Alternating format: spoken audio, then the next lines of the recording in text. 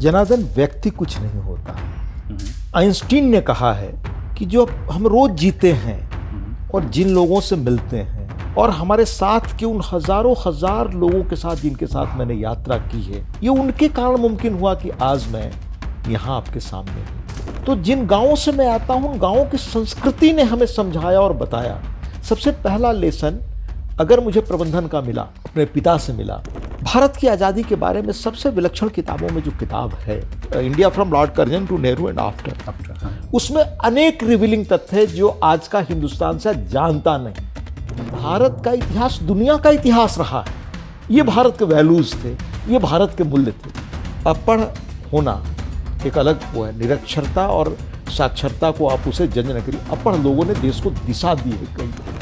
ये आज 14 के बाद जब हम खुद अपनी चीज़ों को नए ढंग से सोचने और कहने लगे हैं जनार्दन, तब दुनिया भारत की ताकत महसूस कर रही है। और मेरे जैसा उस गांव से निकला सामान्य आदमी के बारे में आप इतनी चीज़ें अगर बता रहे थे, ये उस संस्कृति की ताकत है, मेरा कुछ भी नहीं। पहली शताब्दी से लेकर लगभग 1700-1800 वर्षों तक दुनिया की आर्थिक साम्राज्य दो ही मुल्कों के उस पर व्यापार पर टिका होता था और वही आर्थिक ताकत थे, एक भारत, दूसरा चीन। 77 तक भारत चीन से, रेल से लेकर, डिफेंस से लेकर बाकी चीज़ों में, बहुत सारी चीज़ों में आगे था। चीन से विकास का जो आर्थिक इतिहास है दुनिया का, उसमें इतने कम समय में कोई देश अपनी तकदीर बदल ले, वो उदाहरण चीन का। जब मैं चीन पर बहुत पढ़ना शुरू किया तो पता चला कि पहली गलती हमसे आज़ादी के बाद ही हुई थी कि भारत के लिए हमने कोई मुकम्मल सपना नहीं देखा। ये दौर रिसर्च एंड डेवलपमेंट का है। ये दौर आपके यहाँ टैलेंटेड बच्चे पढ़ करके निकलें, आपके यहाँ सेंटर ऑफ एक्सेलेंस का है। पश्चिम के देशों में जाकर के अगर भारत में संविधान की चर्चा कर दी जाए तो तुरंत वो बात पूरे इंटरनेशनल पटल पर नजर आने लग जाती है, देखने लग जाती है कि भारत में लोकतंत्र कमज़ोर हो रहा है, भारत में पत्रकारीय मूल्य और लोकतंत्र के जो स्तंभ हैं उनको कमज़ोर किया जा रहा है। उसमें सबका नाम, विधायिका से कार्यपालिका से न्यायपालिका तक का जिक्र होता है। इंदिरा जी शायद 67 में प्रधानमंत्री के रूप में गई थी न्यूयॉर्क, तो इन्हीं में से न्यूयॉर्क टाइम्स का शायद ये हेडिंग था कि इंडिया कम्स बेगिंग। मुझे बताने की जरूरत नहीं कि इंडिया कम्स बेगिंग हेडिंग का क्या मकसद अर्थ है। तो इनका बायसनेस तो पहले से क्लियर है कि ये किसी कीमत पर मजबूत भारत नहीं चाहते। कैसे 200 में से 140 देश या 190 देशों ने कंप्लेन किया कि हमारी सॉवरेनिटी को गिरवी रख रहे हैं टीका देने के। उन टीका पाना बड़ा एक कठिन काम था। किसी को उम्मीद नहीं थी, आहट नहीं थी, क्योंकि इसके पहले हुआ ही नहीं था। भारत अपना टीका खोज लेगा, भारत जेनरिक दवाएं बनाएगा, तो किसको हानि होने वाली है? ये $1 बिलियन की इंडस्ट्री है जो फार्मा इंडस्ट्री है, उसी की हानि होने वाली है ना। ये आर्थिक ताकत की असलियत है। असल मैसेज ये है दुनिया को समझदार लोगों के लिए। एक भारतीय होने के नाते मुझे इस पर चिंता होती है। अपने असल विकास की कुंजी तो इस देश में राज्यों के पास है, जिस पर कोई चर्चा नहीं करता। भारत में एक विलक्षण जगह है बलिया, उत्तर प्रदेश और बिहार के बॉर्डर पर स्थित है। जब अंग्रेजी हुकूमत से हम सब आक्रांत थे, तब उस बलिया से मंगल पांडे निकल करके आते हैं और आवाज़ उठाते हैं। उसी बलिया से चित्तू पांडे अंग्रेजों के खिलाफ जमकर खड़े रहते हैं, डट करके खड़े रहते हैं। जब बात आज़ाद भारत में इमरजेंसी की आती है तो उसी बलिया से निकलने वाले जेपी भारत को संपूर्ण क्रांति का नारा देते हैं और एक नया कालखंड शुरू करते हैं। भारत की राजनीति में एक नया अध्याय शुरू होता है। बिफोर जेपी और आफ्टर जेपी करके आप उसे नाप सकते हैं। और उसी बलिया से एक ऐसे शख्सियत से आज हम रूबरू हो रहे हैं जिनके बारे में अगर आप किसी से कुछ पूछेंगे ना कि आप उनको जानते हैं, तो वो इतने किस्से सुनाएंगे कि आपको कई दिन लग जाएंगे उस पूरे किस्से को सुनते सुनते। अगर आप उनके लिखे हुए को पढ़ना शुरू करेंगे तो कई महीने लगेंगे उस पूरे जो उनका लिखा हुआ साहित्य है, जो लिखा हुआ उनका पत्रकारीय विमर्श है, उसको पढ़ते पढ़ते कई वक्त लगेंगे आपको। और कहीं अगर आपको उनसे मिल करके बातचीत करने का अवसर मिल जाए, तब तो आप चाहेंगे कि बातचीत का सिलसिला ख़त्म ही ना हो। तो ऐसे ही एक शख्सियत हमारे साथ आज इस खास कार्यक्रम में मौजूद हैं। आपका स्वागत करता हूं राज्यसभा के उपसभापति हरिवंश नारायण सिंह जी। धन्यवाद, बहुत स्वागत है सर। बहुत बहुत धन्यवाद तुम्हें और तुम्हारी टीम का। सर, मैं जब आ रहा था ना तो बड़ा संकट में मैं था कि मैं कहाँ से शुरू करूँ। मैं उस गांव से शुरू करूँ जो एक साल में 6 महीने जलमग्न रहता है, जिसमें आम ज़रूरतों के लिए पानी में उतर करके कहीं जाना पड़ता है, या फिर उस जीवटता से जो उस गांव से लेकर के बीएचयू ले जाती है, फिर मुंबई ले जाती है, फिर कोलकाता ले जाती है, हैदराबाद ले जाती है, दिल्ली ले जाती है, और फिर उन सभी चकाचौंध को समेटते हुए वहाँ से निकल करके एक संघर्षशील जगह रांची जैसे शहर में ले आती है। या फिर आपके उस पत्रकारीय संघर्ष के बारे में बात करूं जो एक अखबार को 400 कॉपी से भारत के सबसे प्रमुख अखबारों की श्रेणी में ले आता है। या फिर मैं प्रधानमंत्री के 9 अगस्त के उस व्याख्यान से शुरू करूं जिसमें वो कहते हैं कि मतलब आप कलम के वो सिपाही हैं जिनसे बाकी लोगों को सुनना चाहिए। तो बड़ा जद्दोजहद था मेरे मन में। फिर मैंने कहा कि मैं शुरुआत करूंगा आपकी उन 10 किताबों की पुस्तक श्रृंखला से, किताब की सीरीज से, जो आपने हाल ही में रिलीज़ की है, समय के सवाल। तो उस तरफ मैं आगे बढ़ूंगा, लेकिन उससे पहले मेरा पहला सवाल है कि आपको लोग एक कुशल प्रबंधक, प्रखर पत्रकार और एक गंभीर चिंतक के रूप में जानते हैं, लेकिन आप एक बेटे, भाई, पति और एक पिता और अब एक दादाजी कैसे हैं? जनार्दन, व्यक्ति कुछ नहीं होता। आइंस्टीन ने अपने रोजमर्रा के जीवन के संदर्भ में एक बड़ी महत्वपूर्ण बात कही थी। क्या? अभी हाल के दिनों में पीएन हक्सर का सरोजनी नायडू पर दिया गया मेमोरियल लेक्चर पढ़ रहा था। आप जानते हो कि पीएन हक्सर, हम सहमत हों असहमत हों अलग बात है, इंदिरा जी के ज़माने में उनके प्रिंसिपल सेक्रेटरी थे जी, और इस देश के नीति नियंताओं में अपने समय के सबसे बड़े लोगों में शुमार होते थे। सरोजनी नायडू जी की स्मृति के दौरान उन्होंने कहा कि आइंस्टीन ने कहा है कि जो हम रोज जीते हैं और जिन लोगों से मिलते हैं, जिनमें आपसे मिलना भी है, आपकी टीम से भी मिलना है जी, तो हम हमेशा याद रखते हैं कि ये हमारे पहले के और हमारे साथ के उन हजारों हजार लोगों के साथ जिनके साथ मैंने यात्रा की है, उनके कारण मुमकिन हो पाया जिस चीज का भी आपने उल्लेख किया। ये उनके कारण मुमकिन हुआ कि आज मैं यहां आपके सामने हूं। मेरी जिन चीजों से पहचान आज मुझे दुनिया देती है कि आप एक पत्रकार हैं या आप वो हैं, ये एक समय का आवरण है, पर ये सारी चीजें मुमकिन हुई है ऐसे आप जैसे जो हजारों लोग साथ यात्रा करते रहे हैं, उनके सहयोग, उनके हमारे पहले जो हुए उनके की हुई चीजें। संविधान निर्माताओं ने संविधान दिया जिसके माध्यम से आज उस जगह में पहुंचा। हमारे समय के जो बड़े प्रखर लोग अपने अपने क्षेत्रों में रहे, उनके सौजन्य से मुझे अलग अलग जगहों पर मौके मिले, मैंने काम किया और मैं सीखा भी अपने वरिष्ठों से। तो ये सारा कुछ तो मेरा नहीं है, ये उनका है जिनसे मैंने सीखा। परिवार में भी माँ बाप जिस तरह बच्चों को रखते हैं मुझे बताने की ज़रूरत नहीं, और वो समाज और संस्कार और गांव के मूल्य जो आपने स्पेसिफिक 2-3 चीज़ें कही कि प्रबंधन के बारे में आपने कैसे जाना, बाकी चीज़ों के बारे में, काम के बारे में, तो मैं उसका स्पेसिफिक उत्तर दूं तो जिन गांवों से मैं आता हूं उन गांवों की संस्कृति ने हमें समझाया और बताया। सबसे पहला लेसन अगर मुझे प्रबंधन का मिला, अपने पिता से मिला। अच्छा, वो कैसे? बहुत देहाती किस्म की चीजें हैं जो पूरा गांव मानता था, वो सिर्फ हमारे पिता की चीज नहीं थी। पहला कि जितना चादर है पैर उतना ही लंबा करिए, यानी हमारे पास जो संसाधन उपलब्ध थे। और ये कोर्ट में जहां काम करता था, जिन संस्थानों में बड़े संकट के दौर से हम गुजरे, मैं निरंतर कहता था और खुलकर बताता था एक एक चीजें कि हमारे पास यही संसाधन है, हमें इसी में काम करना है और इसको बढ़ाकर हमें सर्वश्रेष्ठ करना है। ये हमारी कोशिश करने की प्रवृत्ति हमें गांवों से मिली। भारत के गांवों की वो ताकत है, भारत के गांवों की वो संस्कृति है, भारत के गांवों के समाज की वो ताकत है जिसका एक रिफ्लेक्शन आपने कुंभ में देखा जी। उसका एक मर्म सुनाकर अपनी बात मैं आपको खत्म करूंगा जी। और ये कहीं मैं कहा भी होगा जिस सभा में आप शायद रहे हों। भारत की आज़ादी के बारे में सबसे विलक्षण किताबों में जो किताब है जिसका मैं बहुत उल्लेख करता हूँ और आजकल मैं कई लोगों को खरीद करके भी वो देता हूँ, दुर्गा दास की India from Lord Curzon to Nehru and after.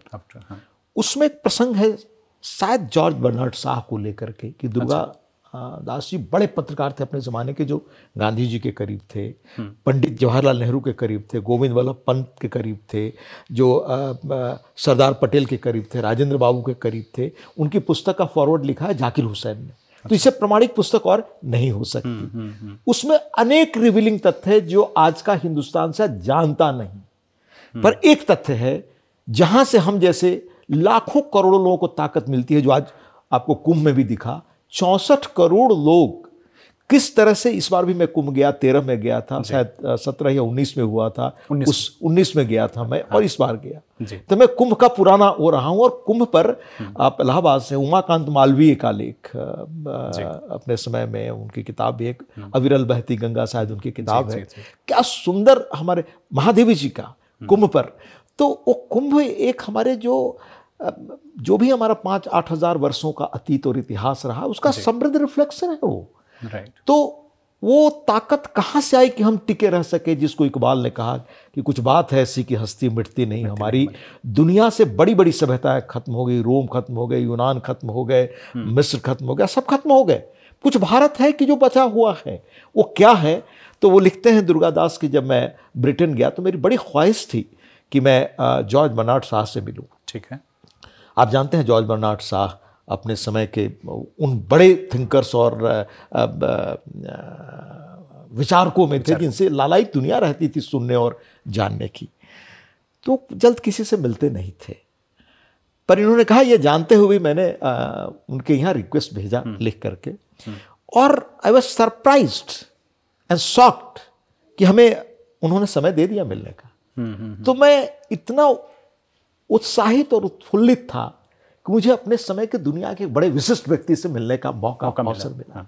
तो मैं बहुत तैयारी के साथ, क्या मुझे पूछना है, क्या बात करनी है, मैं और बड़े मतलब क्या कहें कि किसी ऐसे विलक्षण व्यक्ति से जब आपको मिलने का मौका मिलता है तो उसके पहले जो दिल में धड़कन होती है, मन और मस्तिष्क में जो चीज़ें चलती हैं, वो आप महसूस कर पा रहा हूँ।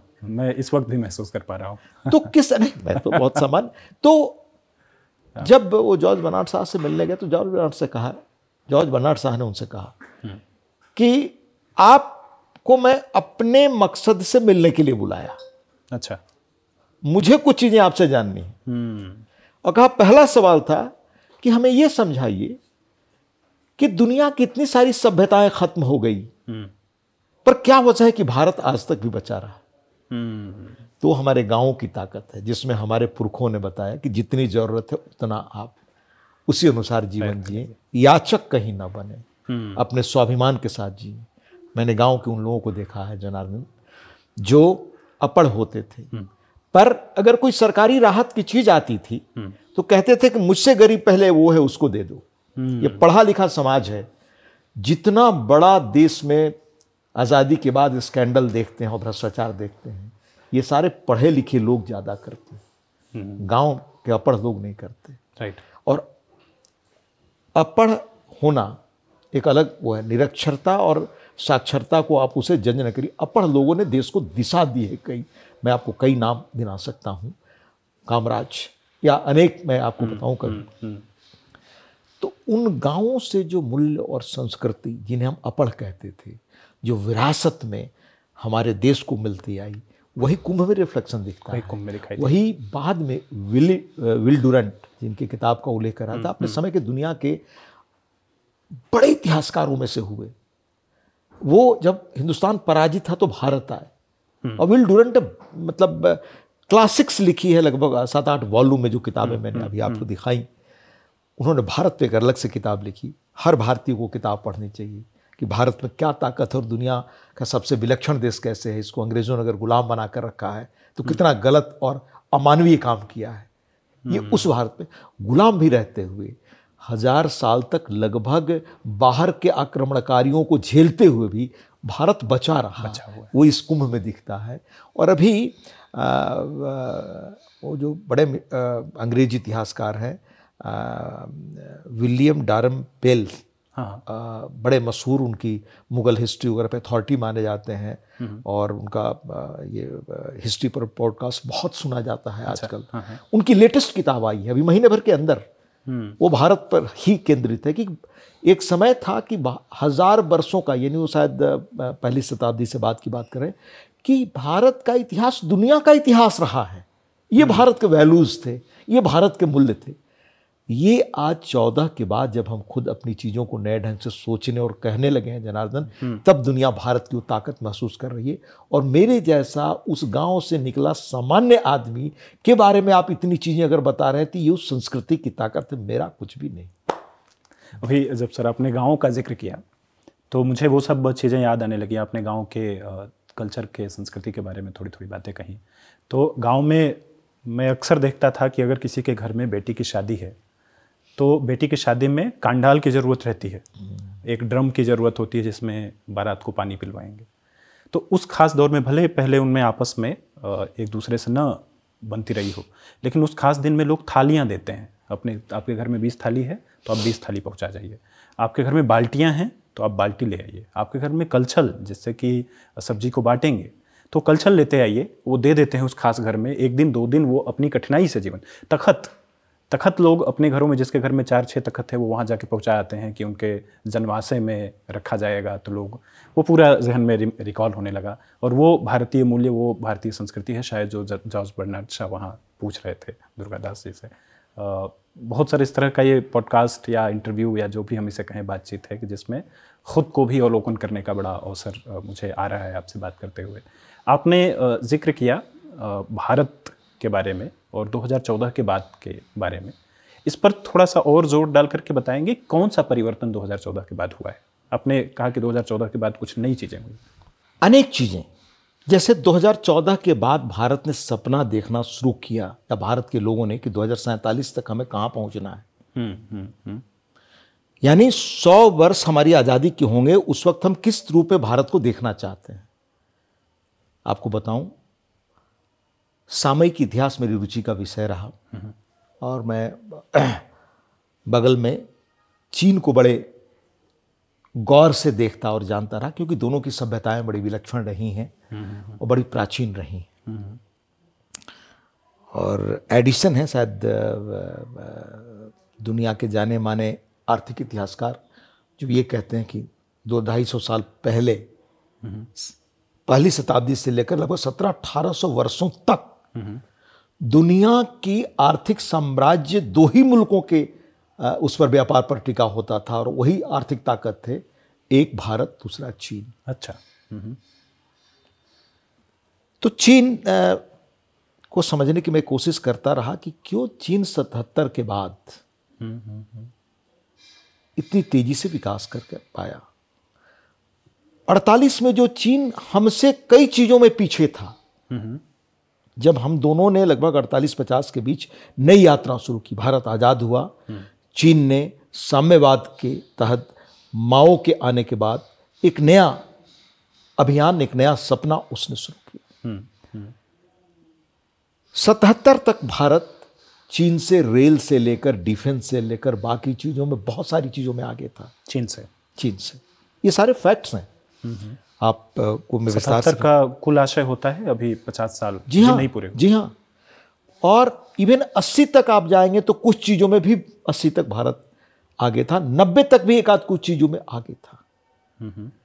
पर दुनिया के आर्थिक इतिहास, विकास का जो आर्थिक इतिहास है दुनिया का, उसमें इतने कम समय में कोई देश अपनी तकदीर बदल ले, वो उदाहरण चीन का। आज मैं जब आपसे बात कर रहा हूं तो एक सामान्य व्यक्ति की तरह, मैं जिस संवैधानिक पद पर हूं, वो जहां काम करता हूं, वहां मैं एक आम भारतीय नागरिक की तरह अपनी बात, आज अपनी चिंता आपके सामने खुलकर रख रहा हूं जी।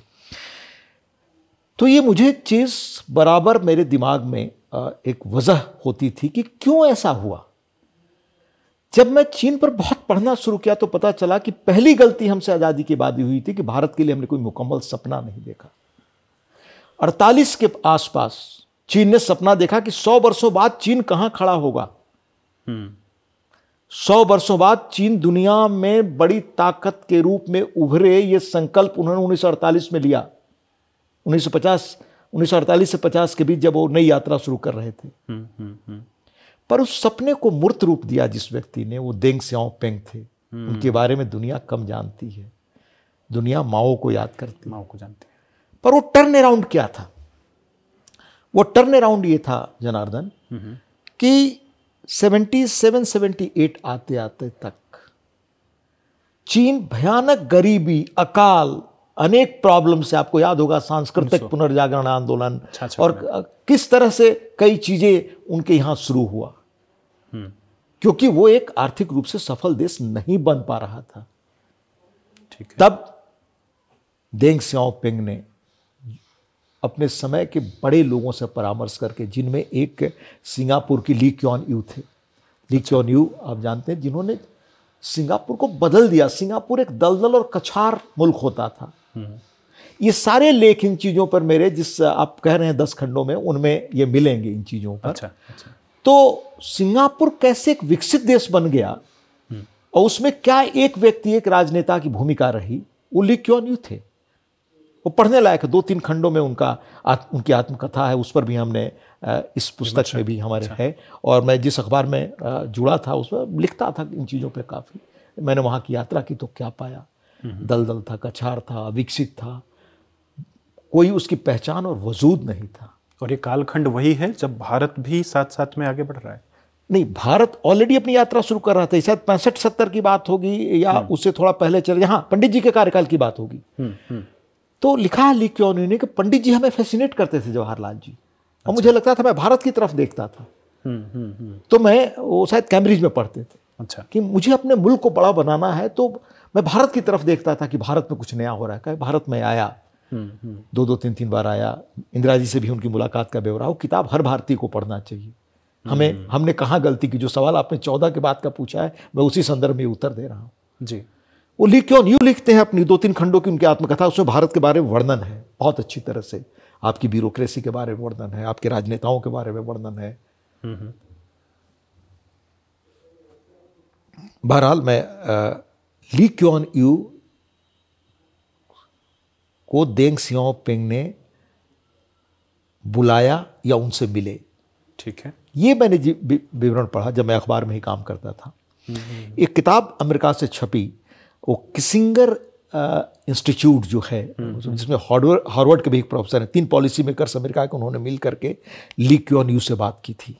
अच्छा। कि आप दुनिया के बड़े स्टेट्समैन में ली क्वान यू माने गए, visionary statesman, a man with perception on ideas.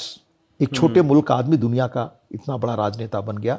जब नरसिंह राव जी ने उदारीकरण किया तो वो जीवित थे भारत में, उनको बुलाया बोलने के लिए अपने, और आपके ज्वाइंट सेक्रेटरी के ऊपर के लोगों को उन्होंने उसमें मीटिंग में रखा कि उस मीटिंग को एड्रेस करेंगे ली क्वान यू। तो आप उनके महत्व को समझ गए। उस ली क्वान यू से देंग सियाओपिंग की चर्चा होती है कि चीन को हम कहाँ आगे ले जाएं। बड़ी लंबी चर्चा उस पुस्तक में वर्णन है, जो मैंने कहा अमेरिकन उसका 3 स्कॉलर से मिल करके ली क्वान यू से बातचीत करके लिखे। उसमें भारत के बारे में भी है। अच्छा। तब तक भारत से निराश हो चुके थे ली क्वान यू। उन्होंने भारत के बारे में भी बोला है कि भारत क्यों नहीं बढ़ पा रहा और भारत की मुश्किलें क्या है, चिंता क्या है। आज की तारीख में भी उन चीज़ों को निकालकर देश को याद दिलाना चाहिए। पर ये रेयर चीज़ें हैं जो हमारे मुल्क में चर्चा नहीं होती। न हमारे जो सो कॉल्ड स्कॉलर्स हैं, न जो मीडिया के टॉप पर्सन्स हैं, जो अंग्रेजी वगैरह सब जानने वाले विद्वान लोग माने जाते हैं, कोई इन चीज़ों पर खुलकर बात नहीं करता। लेकिन वो फैसिनेट होते हैं ली क्वान यू से, सिंगापुर से, अमेरिका से भी फैसिनेट होते हैं। लेकिन क्यों भारत नहीं बढ़ पा रहा, उन लोगों ने अपने अनुभव क्या लिखे भारत के बारे में, क्या भारत की चुनौतियां हैं, कोई इस पर डिस्कस नहीं करता। लंबी बातचीत हुई देंग सियाओपिंग की, बड़ी दिलचस्प बातचीत। फिर देंग सियाओपिंग ने चीन को बदलना शुरू किया। अच्छा। देंग सियाओपिंग 2-3 माइलस्टोन है जो मैं आपको बताना चाहता हूँ, हर भारतीय को जानना चाहिए, चाहे वो झारखंड वासी हो या किसी और प्रदेश का हो। भारत को मजबूत बनाना ही हम सबके अस्तित्व से जुड़ा है, और कैसे आज जुड़ा है मैं उसका भी उल्लेख करूंगा। अभी देंग सियाओपिंग ने कहा 77-78 में, जब चीन को उन्होंने मार्केट इकोनॉमी की तरफ डालना शुरू किया, ठीक है, तो बड़ा सवाल उठा। साम्यवाद की दुनिया में, तब आइडियोलॉजी का वर्ल्ड था, साम्यवाद की दुनिया में तूफान आ गया कि भाई आप तो भटक रहे हैं, आप रिविजनिस्ट हो गए। अगर आप साम्यवादी टर्मोलॉजी जानते हैं तो ये शब्द पहले बहुत चलता था। जी। और साम्यवाद लिटरेचर भी काफ़ी हमें पढ़ने का अपने मित्रों के माध्यम से मौका मिला। तो ही वॉज कॉल्ड रिविजनिस्ट, कि ये तो भटक गए, ये खत्म हो गए, बुर्जुआ रास्ते पर जा रहे हैं, पूंजीवाद की तरफ। तो क्या जवाब दिया देंग सियाओपिंग ने? कहा कि it matters hardly whether cat is black और white till it catches mice. ये क्या मतलब है कि बिल्ली काली है या सफेद है? अगर उसमें चूहा पकड़ने की क्षमता नहीं तो बिल्ली बेकार है। यही ना कथन है जी। इसका मकसद था कि हमारी इकॉनमी साम्यवाद हो, मार्केट इकॉनमी हो, कैपिटलिस्ट इकॉनमी हो, सोशलिस्ट इकॉनमी हो, इससे क्या फर्क पड़ता है? असल बात है कि हमारी इकॉनमी में हमारे देश के लोगों को संपन्न बना सकने की क्षमता है या नहीं है। राइट। एसेंस था। और आज वही चीन जो भारत से पीछे था, 5 गुना इकॉनमी है उनकी, महाशक्ति है। भारत 14 के बाद अपनी जो, ये फिगर चेक करना पड़ेगा, शायद जब ये सरकार आई तो $1 ट्रिलियन के आसपास हमारी इकॉनमी पहुंच रही थी। उसके बाद $2 ट्रिलियन हुई है, अब 3 के आसपास, 3 से आगे बढ़ चुकी है। तो एक तो यही प्रगति देख लीजिए जो हमारी इकॉनमी जिस रूप में बढ़ रही है। आज हम दुनिया की 5वीं इकॉनमी है और तीसरी की ओर जा रहे हैं, तीसरी की तरफ। पर सबसे बड़ी बात जो 14 के बाद हुई, वो देश ने एक सपना जो चीन ने 48-50 में चीन के नेतृत्व में देखा कि हम सबसे बड़ी ताकत दुनिया की बनेंगे, वो हम 14 के बाद बात इस प्रधानमंत्री के सौजन्य से सुन रहे हैं कि 47 तक भारत को कहां पहुंचना है और क्यों पहुंचना है। फाइनेंशियल टेक्नोलॉजी में, जनधन योजना में, सड़कों के या इंफ्रास्ट्रक्चर के क्रांति में, नॉर्थ ईस्ट के बदलाव में, क्योंकि नॉर्थ ईस्ट में 80 से जब बिल्कुल यंग पत्रकार था, आंदोलन कवरेज करने जाता था, आज मैं देखता हूं, कल्पना नहीं कर सकते आप किस रूप में देश में बदलाव हुआ है। मैं डिफेंस कमेटी में 4 साल था, हमारे बॉर्डर पे सड़कें नहीं हुआ करती थी, क्या उसकी वजह थी वो भी दिलचस्प प्रकरण है, कभी सुनाऊंगा आपको। वहां सड़कें से लेकर सारी चीजें देश में हो रहा है और देश की तरफ दुनिया लालायित होकर आज देख रही है कि हम इस देश से समझौता करें, हमारा ट्रेड रिलेशन भारत से बने, हमारा ग्रोथ रेट सबसे अधिक है, हमने कोविड को अपने बूते झेला। राइट। मैं अनंत चीजें गिना सकता हूं, पर सबसे बड़ी चीज जो मैं कह रहा हूं कि जो सपना देखना देश ने शुरू किया, उसी रूप में जैसे एक व्यक्ति अपने जीवन का ध्येय बनाता है कि हमें 5 वर्ष, 10 वर्ष, 20 वर्ष, 25 वर्ष बाद पहुंचना कहां है, तो मंजिल हमने देखना 14 के बाद शुरू किया। हम आजाद हुए थे 48-50 में। ये समय मैं मानता हूं कि हमारे नेतृत्व में कहीं कमी रही। इस वक्त के जितने नेतृत्व थे, ये सारे सवाल उनके साथ जुड़ते हैं, उनके विजन के साथ जुड़ते हैं। उनके सारे महान योगदानों के बाद ये सवाल तो उठेंगे, आने वाली पीढ़ियां पूछेंगी। अब चीन ने क्या किया, कहां खड़ा है, ये मैं भारत के संदर्भ में आपको बताऊं कि जब देंग सियाओपिंग ये कहते हैं 77 में कि बिल्ली काली है या सफेद, क्या फर्क पड़ता है, वो चूहा पकड़ सकती है कि नहीं, यानी क्षमतावान और परिणाम देने वाली है या नहीं, रिजल्ट ओरिएंटेड है या नहीं। उसी वक्त एक और बात उन्होंने कही थी, क्या? चीन को कहा कि चुपचाप ऐसा प्रोग्रेस करो कि दुनिया को आहट भी न लगे कि तुम दुनिया के रंगमंच पर पहुंचकर दुनिया के ताकतवर देश बन गए हो। अच्छा, ये भी कोट है उनका। बड़ी फैसिनेटिंग देंग सियाओपिंग का जीवन है, और कैसे 2-2, 3-3 बार माओ ने उनको अपने पद से हटाकर लगभग खत्म करने के लिए लेबर कैंप में डाल दिया। उनके परिवार, एक शायद बच्चे, एक बच्चा भी नहीं रहा। बहुत दुर्घटनाएं उनके परिवार में हुई। जब उनकी बायोग्राफी में पढ़ता था उस वक्त, या सामयिक परिवर्तन की किताबें जो मैंने आपको दिखाई पढ़ता था, वो सब दस्तावेज ये पड़े हुए। मुझे आश्चर्य है भारत के इस भद्र लोग जो कहते हैं आप एलिट क्लास, को इन चीज़ों पर चर्चा नहीं करता, वो इंट्रोस्पेक्ट नहीं करता। तो अब चीन ने कैसे जवाब दिया, अभी आपने देखा, 5 गुना इकॉनमी तो हो चुका। वो लोग सवाल पूछते हैं कि अमेरिका, मान लीजिए अमेरिका में जो लोग चले गए हैं, गैरकानूनी ढंग से किसी भी देश में, किसी देश को अधिकार है कि गैरकानूनी लोगों को निकाले, जी, हटाए। हमारी कमजोरी रही, हम नहीं करते रहे। पर हमारे देश का कोई व्यक्ति चीन चला जाए अगर बिना उसके, या दूसरे किसी और मुल्क में चला जाए, आप देखिए वहां के क्या नियम है और क्या होता है उसके साथ। पर वो एक अलग प्रसंग है। जी। जैसे हमारे अमेरिका के प्रेसिडेंट ट्रंप साहब ने प्रेसिडेंट बनते ही लगभग फिगर चेक करना पड़ेगा, $900 बिलियन या 500 बिलियन, शायद $500 बिलियन पैसा दिया अपनी टेक्नोलॉजी कंपनियों को, ये सारा कहा कि ये इसमें गूगल से लेकर सारी जो बड़ी टेक कंपनियां हैं, ये नए इनोवेशंस एआई वगैरह में करके भारत को, अमेरिका को दुनिया के सर्वश्रेष्ठ मुल्क फिर बनाएगी। अमेरिका फर्स्ट होगा, इसी मिशन के साथ तो चल रहे हैं कि अमेरिका फर्स्ट। जी। चीन ने कोई प्रचार अपने बारे में नहीं किया, चीन ने कुछ नहीं किया। चीन ने सिर्फ अपनी डीप सीक कहते हैं ना, डीप सीक, उसने एक आर्टिफिशियल इंटेलिजेंस का एक वो लॉन्च कर दिया। उसके बाद पता चला, उसके बाद दुनिया को पता चला, और उसका असर क्या हुआ कि एनवीडिया जो कंपनी है, 63 लाख करोड़ पूंजी नीचे चली गई। ये जवाब है जो देंग सियाओपिंग ने कहा था, संकल्प लिया था 77 में, आज उसने करके उस रूप में दिखाया। तो 14 के बाद इस देश को आर्थिक महाशक्ति बनाने का स्वर इसी प्रधानमंत्री ने दिया, और बड़ी तेजी से इस चीज की ओर ले जा रहे हैं। लेकिन ये विकास का काम रातों रात नहीं होता।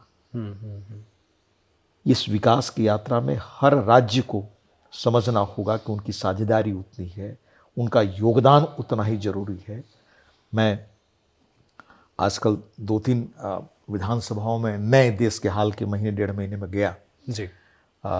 उनके जो नए विधायक होते हैं तो ओरिएंटेशन प्रोग्राम होता है, उनके साथ संवाद करने के लिए मुझे बुलाया गया। अभी आप जाने वाले भी हैं शायद?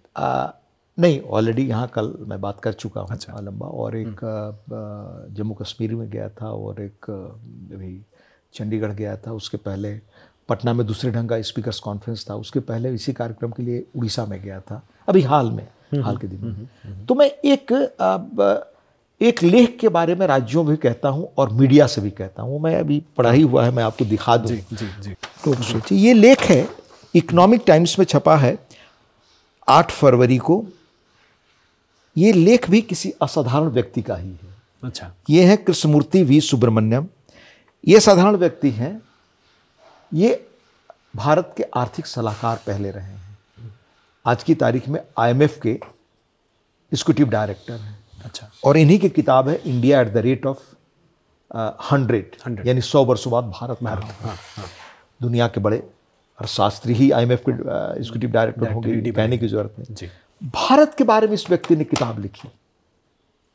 अब वो अर्थशास्त्री हैं जो भारत के बारे में कंसर्न्ड हैं, सोचते हैं। इनका सवाल है मीडिया से लेकर के और हमारे सारे जो बौद्धिक हैं देश के, उनसे, और सारे ये जितने बॉडीज हैं आपके, चैम्बर ऑफ कॉमर्स जैसे, और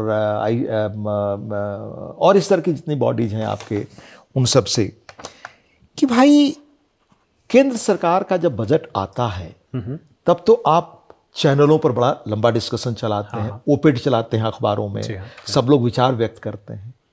पर असल विकास का इंजन तो एक तरह से कहें, ये मैं कह रहा हूं, वो तो राज्यों के हाथ में है। क्या राज्य के मीडिया, राज्य के लोग, राज्य के चैम्बर ऑफ कॉमर्स, राज्य का CII, confederation of Indian industries, ये सारे लोग एक एक राज्य के बजट की स्क्रूटनी करते हैं क्या? ये मैं नहीं कह रहा हूं, ये हमारे समय का ब्रिलियंट माइंड, गिफ्टेड माइंड, उस व्यक्ति का ये कहना। वो कहते क्या हैं आगे, मैं बहुत संक्षेप में आपको सुना रहा हूं। जी, बड़ा मौजू है ये, क्योंकि दो बड़े राज्यों का, भारत के 2 बड़े राज्यों के बजट लगभग तैयार हैं और इस महीने में वो पेश होंगे। कहते हैं, every manufacturing firm relies on 6 critical inputs. देश में मैन्युफैक्चरिंग पर जोर 14 के बाद पड़ा। चीन ने मैन्युफैक्चरिंग के लिए 77 से अपनी कोशिश की, और कैसे उन्होंने इसके लिए अलग से उन्होंने प्रयास किए, वो एक लंबा किस्सा है। मैं जिस अखबार में काम करता था, 10 वॉल्यूम की बात किया, उसमें लिखा है। उस शेंजन जो उनका पहला वो था स्पेशल जोन, जो शेंजन उन्होंने बनाया हांगकांग के बगल में, वो देंग सियाओपिंग ने कैसे बनाया, और सबसे पहले वो जापान के पास गए। आप देखिए प्रैक्टिकल सोच। जापान और चीन का रिश्ता, इतिहास आप उठाकर देखें तो बिल्कुल डैगर्स का रहा है, बिल्कुल एक दूसरे के खिलाफ आंख मिलाकर के बिल्कुल तरेरने वाला, और बहुत क्या कहें, मतलब एक दूसरे के प्रति बहुत कटु भाव रहे हैं उनके इतिहास में। उसकी वजह रही है क्योंकि चीन मानता है कि सेकेंड वर्ल्ड वॉर में कई जगहों पर जापान का कब्जा था और जापान ने वहाँ मानते हैं इनके अनुसार कि जापान ने वहाँ पर अपने ढंग से क्रूरताएं की, इसलिए हाल तक वो मांग करते हैं कि जापान हमें उसके लिए माफी मांगे। जी। पर उसी जापान में देंग सियाओपिंग जब नया सपना देखते हैं चीन को मनाने का, तो सबसे पहले वो आदमी जापान जाते हैं, सी द प्रैक्टिकल विजन। और जापान जाकर वो वहां के बादशाह के सामने, और देंग सियाओपिंग बड़े मैं तो छोटा हूं, मेरा कद बहुत छोटा है, पर वो शायद मुझसे भी कद में बड़े छोटे थे। तो उस इतिहासकार ने लिखा है जिसने उस वर्ल्ड उस पर पॉलिटिक्स और टर्नअराउंड पे जो सामग्री लिखी थी जो मैं पढ़ा था उसमें, कि वो उसमें भी काफी झुक करके देंग सियाओपिंग ने सम्राट के सामने कहा कि हम अतीत को भूल जाएं, हम अतीत को भूल जाएं, और चीन अब एक नया अध्याय शुरू करना चाहता है, उसमें जापान की उसको जरूरत है, और जापान टेक्नोलॉजी में सबसे वो था। ये सारे मेरे लिखे हुए लेख हैं उसी अखबार में जो बाद में इस संकलन में आए हैं, किताबों में भी शामिल हो। फिर यही नहीं कहा, उसके बाद $100 बिलियन पहला पैसा दिया शेंजन में लगाने का जापान ने। उसके बाद वहां की जितनी बड़ी कंपनियां थी ऑटोमोबाइल की, टोयोटा से लेकर सब में, उसमें देंग सियाओपिंग एक एक बड़ी कंपनी में गया। उतने बड़े स्टेच्योर का नेता, उतने बड़े स्टेच्योर के नेता जो चीन का चीफ था, ऑटो कंपनियों के पास से आ रहे हैं, ऑटो कंपनियों के जो सीईओ हैं सारे, उन सबको इनवाइट किया। तो पहली चीन का सारा सक्सेस मैन्युफैक्चरिंग का है। हम देख नहीं सके, हमारे राजनेता देख नहीं सके, हम बदलने से इनकार करते रहे, हमारा देश बैंकरप्ट होने के कगार पर 90 पर खड़ा था। उसके बारे में मैं आपको बताऊंगा। हम इतने विजनरी के अभाव वाले नेताओं का देश ये रहा कि जो सिर्फ सत्ता प्रिय हो गए, और हमारे सामने एक देश करवट लेकर के हमसे बहुत तेजी से आगे बढ़ रहा था। वो खतरे हम समझ रहे थे, पर हम चुप थे। ये एक नागरिक के तौर पर मैं कह रहा हूं अभी आपको कि जब मैं ये सवाल उठा रहा हूं, तो मैं एक सांसद के रूप में नहीं, या जिस पद पर हूं उसके रूप में नहीं, एक भारतीय होने के नाते मुझे इस पर चिंता होती है अपने देश के लिए कि हम चूक गए। और ये चिंता इसलिए होती है क्योंकि इतिहास के बारे में कहा गया है कि आप अतीत से सीखिए तो भविष्य के लिए दृष्टि मिलेगी। मैं अपने उन सारे महान नेताओं को जो आज़ादी की लड़ाई में रहे या 77 से 80 के बीच में संकट से देश को निकाला, उनके प्रति सारा सम्मान रखते हुए मैं इसलिए याद कर रहा हूं कि मैं भविष्य के लिए सीख सकूं, किसी उनके प्रति अवमानना की भावना के साथ नहीं याद कर रहा। फिर देंग सियाओपिंग के साथ वो पूंजी आई और चीन ने अपना किस रूप में विकास किया। तो मैन्युफैक्चरिंग की हम लोग बात कर रहे थे, पर असल विकास की कुंजी तो इस देश में राज्यों के पास है, जिस पर कोई चर्चा नहीं करता। राज्य की मीडिया बात नहीं करती, राज्य के राजनेता बात नहीं करते, राज्य का CIE का जो चैप्टर है वो बात नहीं करता, चैंबर ऑफ कॉमर्स बात नहीं करता। सबसे पहला लॉ एंड ऑर्डर किसके हाथ में है? राज्यों के पास है, राज्यों के हाथ में है। फिर ये कहते हैं कि क्या क्या है, 6 क्रिटिकल इनपुट्स चाहिए किसी मैन्युफैक्चरिंग में सक्सेस के लिए। लैंड, वो किसके पास है साहब? लेबर, श्रम कानून किसके पास है? कैपिटल, पूंजी भी अनिवार्य है। तो पूंजी तो उन्हीं राज्यों में आएगी जहां का लॉ एंड ऑर्डर बेहतर होगा, निवेश के लिए अनुकूल माहौल होंगे। बिल्कुल, क्योंकि पूंजी कोई मुफ्त में लेकर नहीं आता जनाब। वो या तो बैंकों से लेगा, फाइनेंशियल इंस्टीट्यूशन से लगाएगा, या अपनी पूंजी लगाएगा तो उस पर रिटर्न चाहेगा। ये दुनिया का नियम है। पावर, ट्रांसपोर्ट एंड स्किल, इनमें से 5 चीजें, लैंड, लेबर, पावर, ट्रांसपोर्ट और स्केल, ये तो सब राज्यों के हाथ में है, स्टेट ज्यूरिडिक्शन है। ये कृष्णमूर्ति कह रहे हैं, मैं नहीं कह रहा।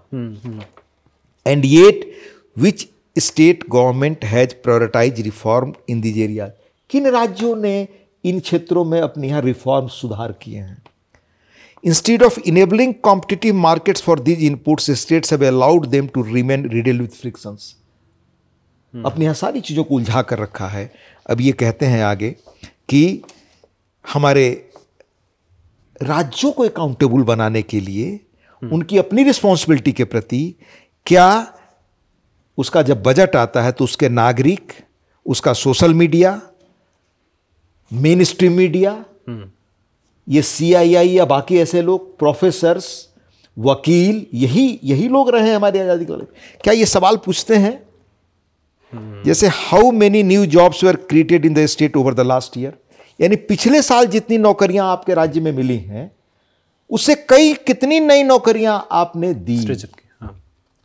How many ranks did the state improve in the NITI Aayog ease of doing business ranking when compare to last year, यानी ईज ऑफ डूइंग बिजनेस के आधार पर पिछले साल आप जहां खड़े थे उनमें से उन अवरोधों को हटाकर आप कितना आगे बढ़े हैं नीति आयोग की रिपोर्ट के अनुसार, इसमें आपकी क्या प्रगति रही है। What reforms are being proposed to create more jobs in the state? क्या सुधार आप ला रहे हैं कि राज्य में और अधिकाधिक नौकरियां आए। What is the percentage improvement in the average travel time as measured by Google Maps over the last year? यानी एक जगह से दूसरे जगह जाने में कितना कम समय लगता है, उसके लिए आपने क्या किया, यानी यातायात संचार की दृष्टि से क्या क्रांति आपने की। जी जी। What steps is the state proposing in the budget to further reduce average real time? और इस बजट में आप क्या प्रपोज कर रहे हैं कि और ये समय कम लगे। States chapters of CII, FICCI and association must hold conferences to debate the state government's budget from following lens. क्या सोशल मीडिया पर हमारे वीर बहादुर चिंतित होने वाले लोग जो रात दिन उसी पर रहते हैं ये सवाल पूछते हैं? कभी नहीं दिखाई देती है चीजें। Which were the reforms undertaken to simplify land acquisition? Land acquisition के लिए क्या सुधार किए गए? Which bureaucratic processes were simplified to make it easier for entrepreneurs to start and grow business? What steps were taken to attract investment into the state? ये मैं नहीं कह रहा, ये अपने समय के दुनिया के सर्वश्रेष्ठ इकोनॉमिस्ट की बात है जो कह रहे हैं कि राज्य क्या कर रहे हैं, क्योंकि सारी चीजें तो राज्यों के हाथ में सारी।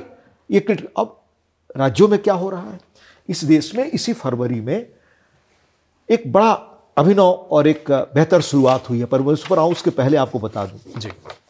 ये मैं जाता हूं तो कल हर जगह कहता हूं इसलिए कि लोग जाने।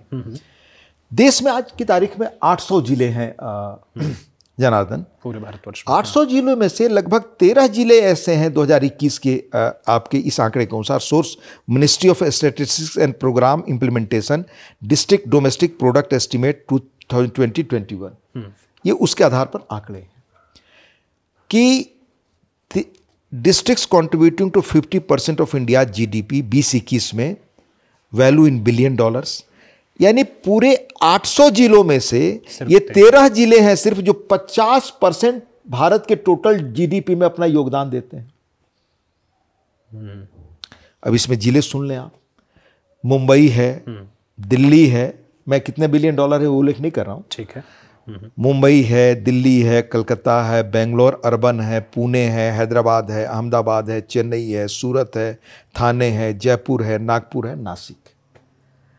अब मैं ये कहता हूं हर जगह कि क्यों आप संकल्प नहीं ले सकते कि ये 13 में से 14वां जिला मेरे राज्य का होगा। ये काम कौन करेगा? राज्य ही न करेगा। तो क्या आप में संकल्प नहीं है? राजनीति सिर्फ सत्ता में हम आ जाए और सत्ता के सुख भोगें, यही राजनीति है या हमारी कोई अकाउंटेबिलिटी है? ये पूछा जाना चाहिए कि हमारे खासतौर से उत्तर के राज्य जो हैं कहते हैं हम पिछड़ गए, ठीक है, तो आजादी के बाद भारत के GDP में आपका योगदान अधिक था और दक्षिण के जो राज्य हैं उनका कम था। आज दक्षिण के राज्य तेजी से आगे चले गए क्योंकि उदारीकरण के बाद 90-91 के बाद उन्होंने अपने यहां कुछ बेहतर चीजें अपनाई, उन पॉलिसीज को सबसे अच्छा इंप्लीमेंट किया।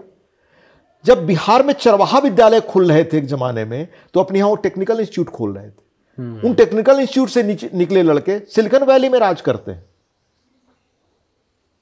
हकीकत है ये।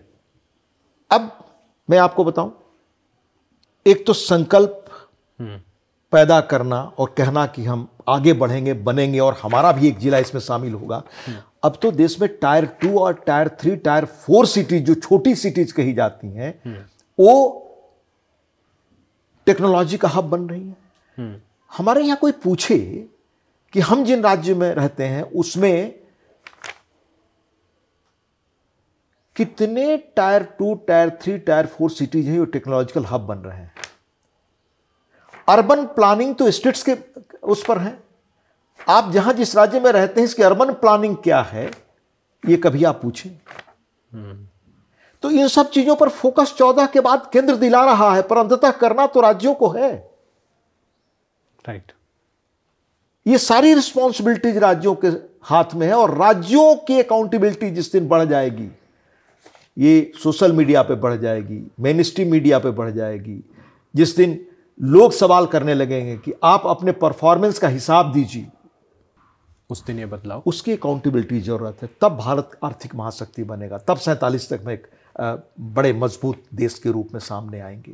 बार बार भारत के प्रधानमंत्री जी कहते हैं कि ये जो क्षेत्र कुछ राज्य बहुत आगे निकल चुके हैं और कुछ राज्य ऐसे हैं पूर्वी इलाके के जो अभी उन्हें और आगे बढ़ना है, और जिस पर उनका बहुत फोकस है 14 के बाद। आप देखें उन राज्यों के लिए बहुत सारी चीजें वो लगातार कर रहे हैं, पर करना तो अंततः राज्यों को है। जब ये अंतिम चाबी राज्यों के हाथ में, ये हमें सोचना पड़ेगा। जी। अब इस देश में नई अपॉर्चुनिटी आने वाली है रोजगारों में। मेरा एक दूसरा सवाल ये भी मैं कई जगह करता हूं, जो मैं आपको सोचा था कि आपको इसलिए बताऊं कि ये बेहद आवश्यक विषयों पर सर जिक्र हम लोग कर रहे हैं।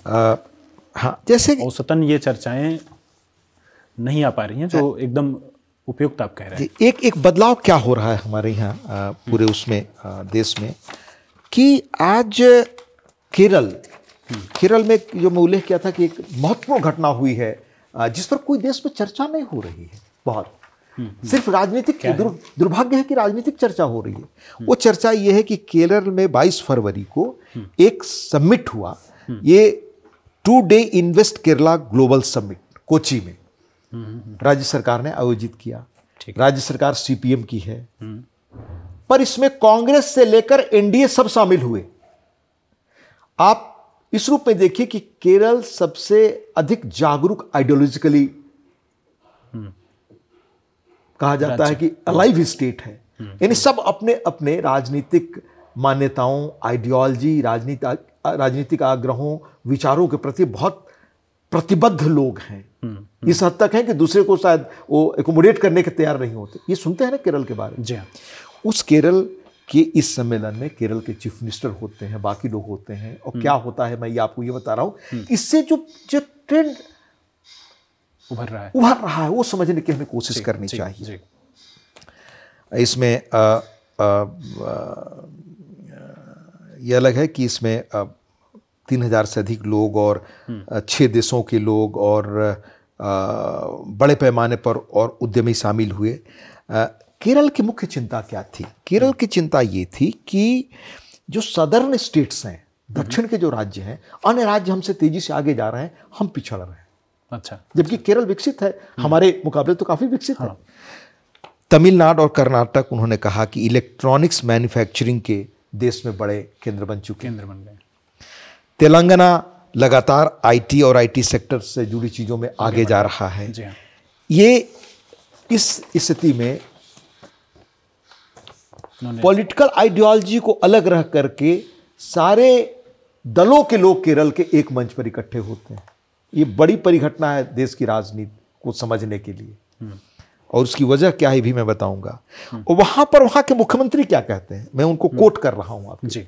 ये शायद इंडियन एक्सप्रेस की रिपोर्ट है 22 फरवरी की, हाँ इंडियन एक्सप्रेस की जी। वो कहते हैं कि the changes we have brought about now are not incremental but substantial. जो हमने बदलाव राज्य में किया है ये मामूली बदलाव नहीं है, ये सब्सटेंशियल, मौलिक, बहुत बड़े और गहरे बदलाव हमने किए राज्य में। लंबा स्पीच है, मैं बहुत छोटा अंश दे रहा हूं। We have ensured that no investor coming to Kerala will have to face the cobwebs of procedural delays. हमने ये तय किया है कि कोई इन्वेस्टमेंट करने के लिए आए तो उसे एक मामूली प्रॉब्लम भी फेस ना करना पड़े, कोई रेट टेप का बैरियर ना हो। We have made major strides in simplifying procedures as regards to investment. Investment के लिए सारा प्रोसीजर हमने सिंप्लीफाई कर दिया। ये केरल के मुख्यमंत्री कह रहे हैं उस समिट में। अब वहां के विपक्ष के नेता क्या कह रहे हैं? विपक्ष के नेता हैं कांग्रेस के वीडी सेथिसन, और इसी के बारे में शशि थरूर ने सपोर्ट में लेख लिखा, वो भी उनका लेख भी है, वो भी पढ़ा जाना चाहिए इंडियन एक्सप्रेस में, जिसको लेकर के बड़ा विवाद चला कांग्रेस में।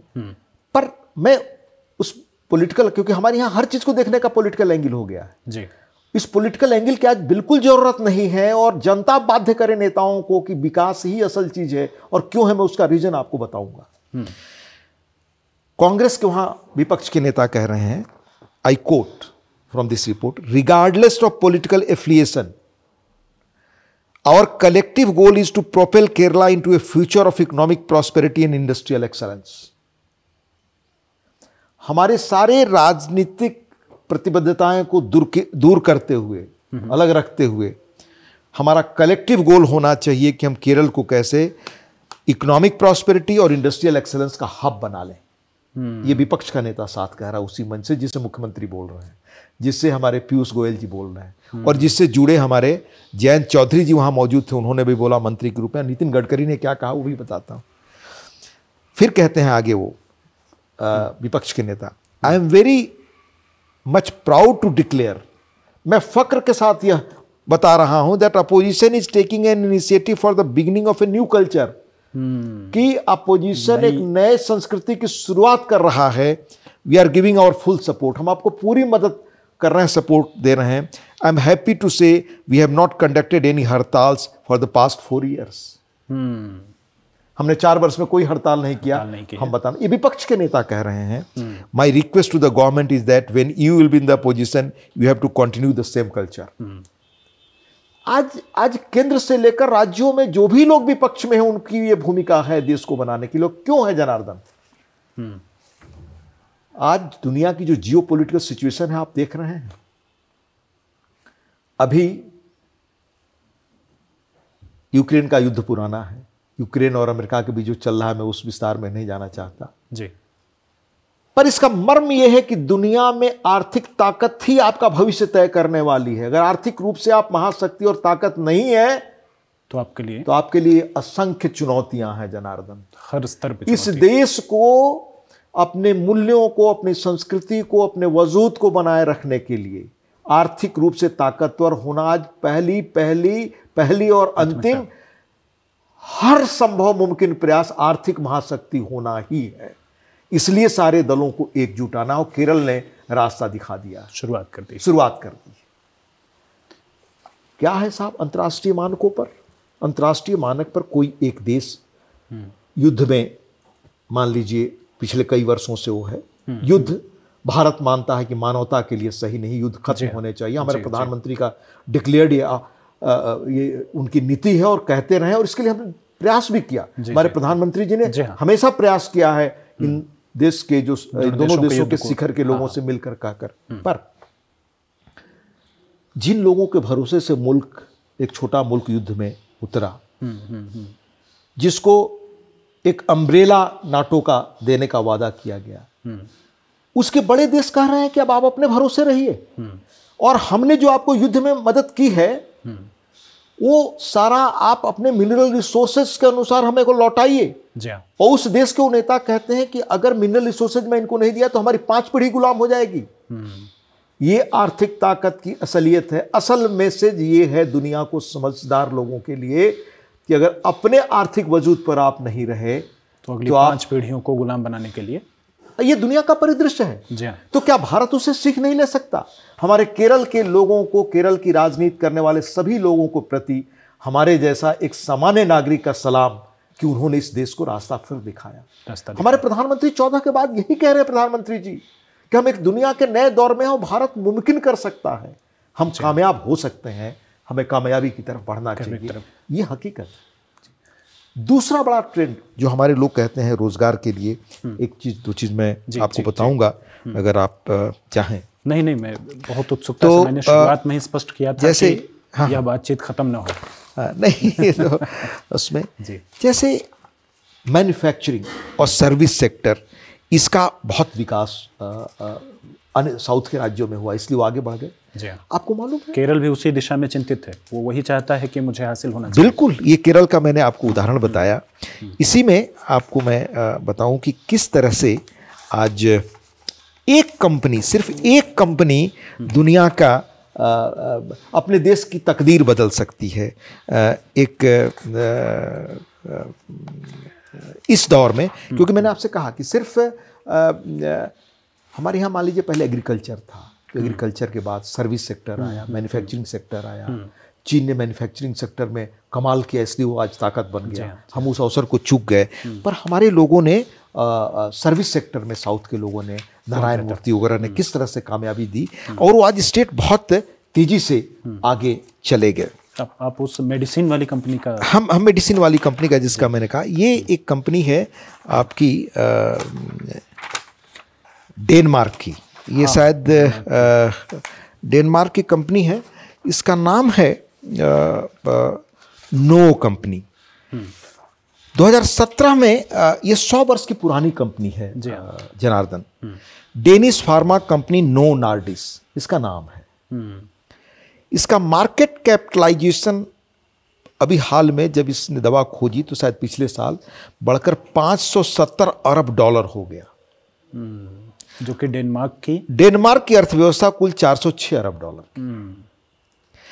इस कंपनी ने क्या किया साहब, वजन घटाने की दवा खोजी। तो पहली चीज जो मैं कहना चाहूंगा कि ये दौर इनोवेशन का है। ये दौर जो स्टार्टअप्स आप सुनते हैं, ये दौर रिसर्च एंड डेवलपमेंट का है। ये दौर आपके यहाँ टैलेंटेड बच्चे पढ़ करके निकलें, आपके यहाँ सेंटर ऑफ एक्सेलेंस का है। मैं जब यहाँ अखबार में काम करता था तो हम लोग लड़ते थे कि यहाँ IIM कैसे खुले, IIT कैसे खुले। यहाँ बिहार ने खोला। आज आप देखें बिहार बगल में है। बिहार जब अलग हो रहा था तो लोग कहते थे, नारे लगाते थे, क्योंकि उन दिनों जो वहाँ सत्ता में थे जो व्यक्ति, उनको लेकर के कि यहाँ बिहार में क्या बचेगा, तो उनका नाम लेते थे, और बालू और आलू। ये तो 2005 के बाद नीतीश जी आए तो बिहार आज बहुत ही तेजी से प्रगति कर आज इस जगह पहुंचा। अच्छा। पर उसके पहले जब बंटवारा हो रहा था 2000 में, तो नारा लगता था झारखंड में कि भाई बिहार के पास क्या बचा। तो उस राजनेता का नाम बालू और आलू, यही तीन चीज बचा। परिचित हैं लोग उससे जी। आज देश के जीडीपी में बिहार का योगदान झारखंड के योगदान से 2 गुना से अधिक है, शायद वो फिगर है। इतनी तेजी से बिहार ने अपनी प्रगति कर ली। और जो रूर ऑफ इंडिया कहा जाता था झारखंड, वो सबसे पीछे रह गया। आपके किताब के जो शीर्षक हैं वो भी बिहार सपना और सच, झारखंड संपन्न माटी और उदास बसंत। बिल्कुल, एक पुस्तक का यही वो है जी। तो मैं वहां ये बताना चाहता था कि भाई आप देखें कि 100 वर्ष पुरानी कंपनी है डेनिश फार्मा। एक कंपनी कैसे तकदीर बदल सकती है। अब यहां पर सेंटर ऑफ एक्सेलेंस हम बनाएं, अच्छे इंस्टीट्यूशंस खोलें, अच्छे हॉस्पिटल्स लाएं। इसकी जद्दोजहद राजनीति में सारे दलों में है या नहीं है, ये तो आपको जज करना चाहिए जी।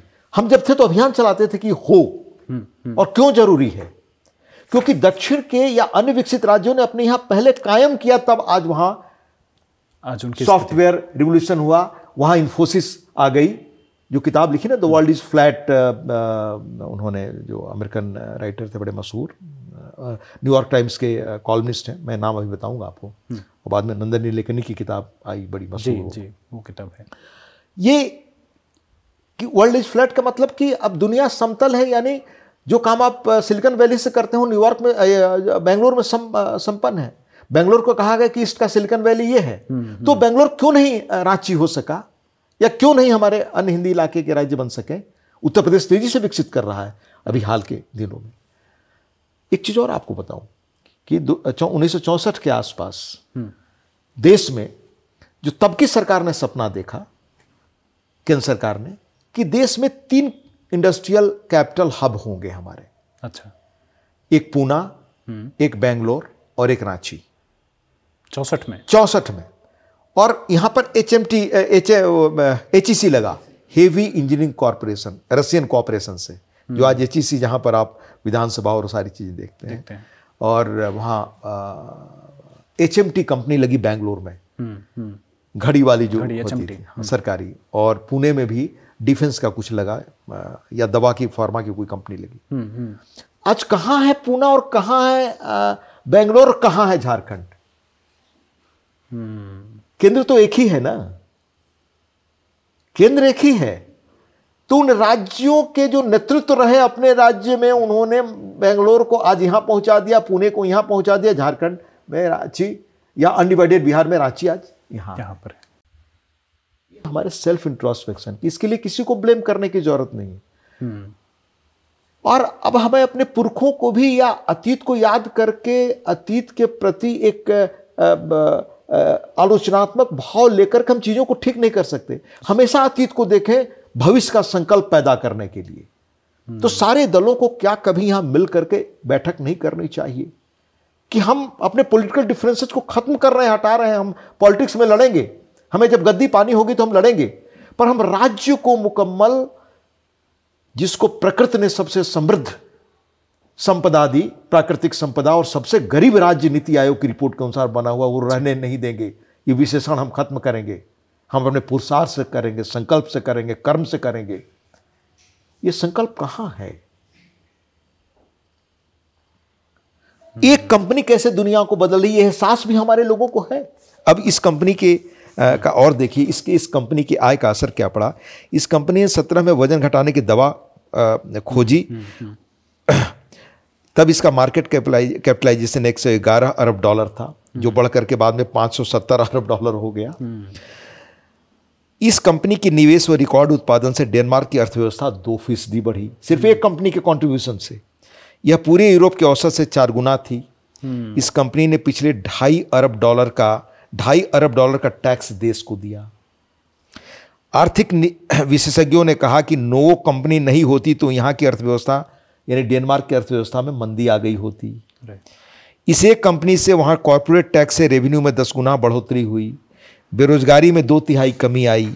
सरकार ने कंपनी की जरूरत देखते हुए देश की इमिग्रेशन पॉलिसी में बदलाव किया ताकि विदेशी टैलेंट यहाँ अधिक से अधिक आ सकें, काम कर सकें। यहाँ यूनिवर्सिटी ने भी कंपनी के हिसाब से अपने पाठ्यक्रमों में बदलाव किया। ये 24 की बात है। इतना बदलाव सिर्फ एक कंपनी के एक कंपनी की वजह से। SDI में जब रिपोर्ट आती है सबसे खुशहाल देशों, खुशहाल राज्यों की, तो वहाँ पे डेनमार्क अग्रणी श्रेणी में होता है, ऊपर होता है। बिल्कुल आपने सही कहा। तो क्या ये हमें नहीं करना चाहिए? ये कौन करेगा हमारे लिए आकर? हमारे पुरुषार्थ को कौन आकार देगा? क्या केंद्र सरकार आकर आकार देगी? केंद्र सरकार सारा हैंड होल्डिंग कर रही है। केंद्र सरकार ने आपके यहां क्या सड़कों की, रांची से जमशेदपुर जाते थे 10 वर्षों तक क्या स्थिति थी जब हम लोग रहते थे, आप कल्पना नहीं कर सकते। उस राज्य में आज, अगर उस राज्य में नहीं पूरे बल्कि देश में जो इंफ्रास्ट्रक्चर रिवोल्यूशन हुआ है, उसे कल्पना हम नहीं कर सकते। हमने इकोनॉमिस्ट पत्रिका में, जो पश्चिम की पत्रिकाएं 14 के बाद खासतौर से बढ़ते भारत को देख करके वो बड़ी आलोचनात्मक भूमिका में हैं, उन्होंने भी एक्नॉलेज किया। 4 पेज में इकोनॉमिस्ट में रिपोर्ट थी भारत के इंफ्रास्ट्रक्चर रिवोल्यूशन पर, सड़कों की क्रांति पर, पुलों की क्रांति पर, रोडों की क्रांति। छोटा सा यहाँ आपसे टिप्पणी लूंगा, चूंकि आप पत्रकारिता जगत से इतना वास्ता रखते हैं। पश्चिम की पत्रकारिता जो भारत के लिए की जाती है, उनमें औसतन भारत को कमजोर, या यहाँ पर जो मौजूदा, जिसका हम 2014 के बाद परिवर्तन की बात कर रहे हैं, तो वे मानते हैं कि 2014 के बाद स्थिति और बदतर हुई है। जो भारत की मूल संस्कृति है, कई देश में भी इस तरह की वाइसेस हैं कि बहुत संस्थागत तरीके से, बहुत ऑर्गेनाइज्ड तरीके से भारत से पत्रकारीय दमन हुआ है, पत्रकारिता को कम किया गया है। और इसमें पश्चिम का साथ बहुत तेजी से मिलता है। पश्चिम के देशों में जाकर के अगर भारत में संविधान की चर्चा कर दी जाए तो तुरंत वो बात पूरे इंटरनेशनल पटल पर नजर आने लग जाती है, देखने लग जाती है कि भारत में लोकतंत्र कमजोर हो रहा है, भारत में पत्रकारीय मूल्य और लोकतंत्र के जो स्तंभ हैं उनको कमजोर किया जा रहा है। उसमें सबका नाम, विधायिका से कार्यपालिका से न्यायपालिका तक का जिक्र होता है। दरअसल बहुत अच्छा सवाल आपने पूछा। मैं आपको उदाहरण के साथ बताना चाहता हूँ। हम पहली बार विदेश गए शायद यही काम करते हुए 94 में। भारत को जिस रूप में देखा और जाना जाता था वो धारणा थी सांप और सपेरों का देश, जादूगरों का देश, गरीब मुल्क, जादू टोना का देश जी। और मेरी बड़ी उत्सुकता रहती थी, जैसे जब मैं यहाँ काम करता था, अविभाजित बिहार था उस वक्त, तो देश की किसी हिस्से में जाता था तो बिहार की खबरें पढ़ने के लिए बड़ा लालायित रहता था। अच्छा।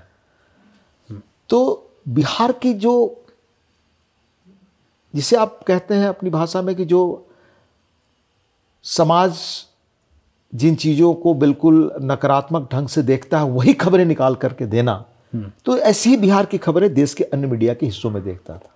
अच्छा। जब मैं अंतर्राष्ट्रीय फलक पर गया 94 में, तो यूएस वगैरह में, ब्रिटेन में, वही मैं देखने लगा कि भारत के बारे में जितने कुप्रचार से जुड़ी हुई खबरें हैं उन्हीं को ज़्यादा प्रमोशन किया जा रहा है। ओके।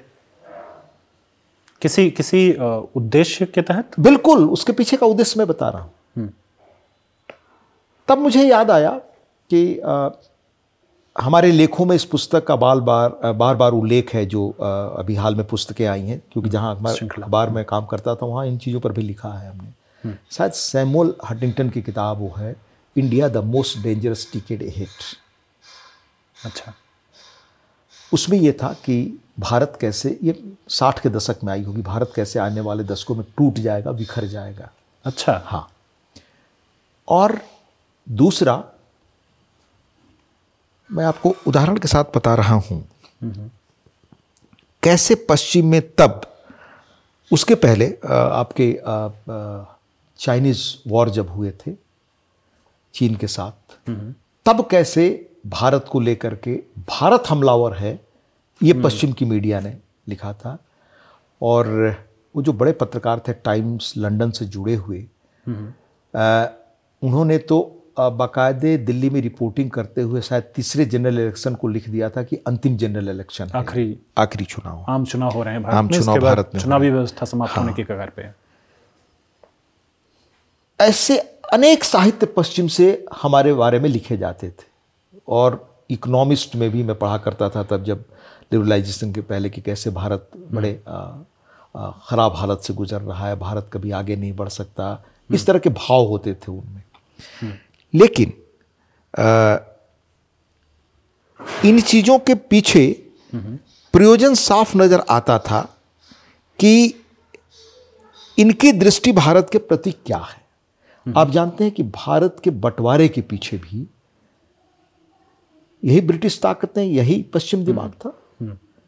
भारत के बंटवारे में इनकी भूमिका रही। इसलिए कभी भी भारत एक विकसित मुल्क के रूप में आगे बढ़े, ये इनके मानस में नहीं था।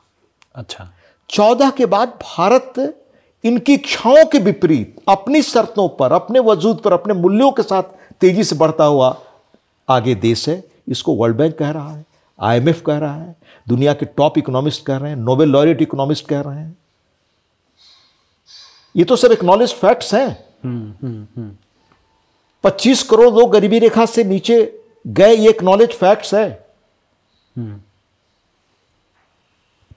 इनको उम्मीद थी कि भारत पश्चिम का वैसे ही पिछलग्गू बना रहेगा। और जब आपको मैं एक उदाहरण के साथ बता रहा हूं कि किस तरह से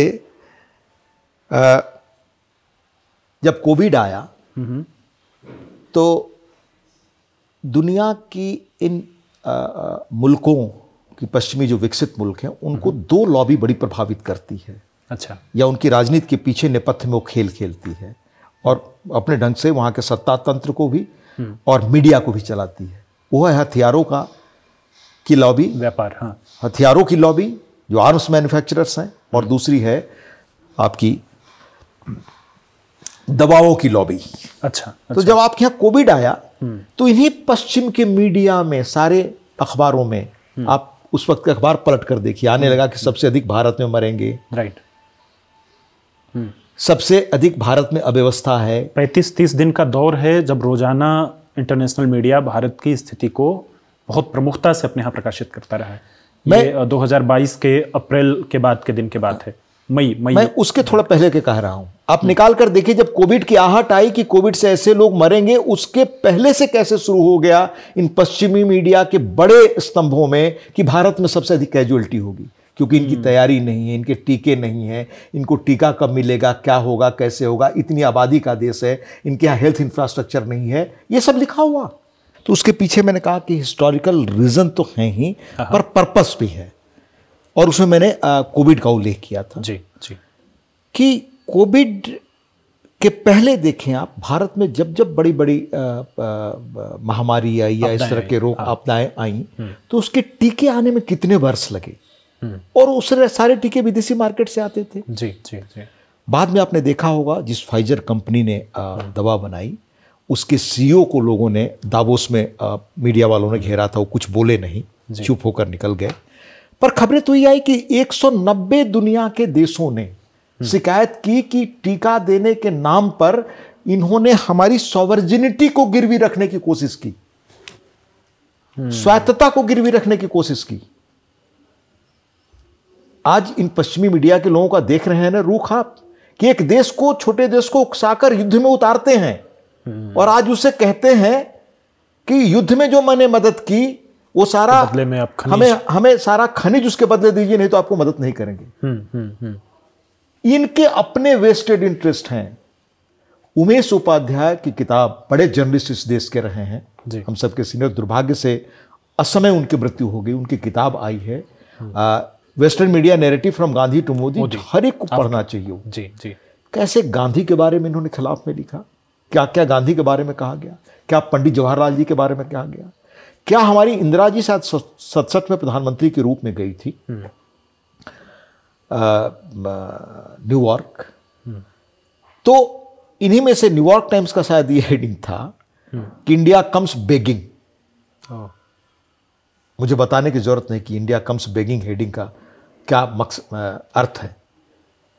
हमारी प्रधानमंत्री के बारे में आप ऐसी टिप्पणी करते हैं। और बांग्लादेश युद्ध में आज हमें नैतिक शिक्षा लोग देते हैं पश्चिम के।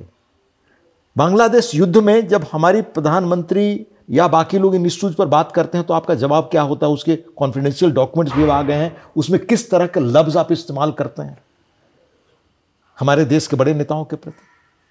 मैं वो शब्द उच्चारित नहीं करना चाहता। तो इनका बायसनेस तो पहले से क्लियर है वेस्ट का, कि ये किसी कीमत पर मजबूत भारत नहीं चाहते। ये नहीं चाहते कि दुनिया का सबसे बड़ा जीवंत लोकतंत्र और दुनिया का सबसे पुराना लोकतंत्र अपने मजबूत आर्थिक उसमें खड़ा हो सके। तो इनको बड़ी उम्मीद थी, तो इन्होंने लगातार लिखा।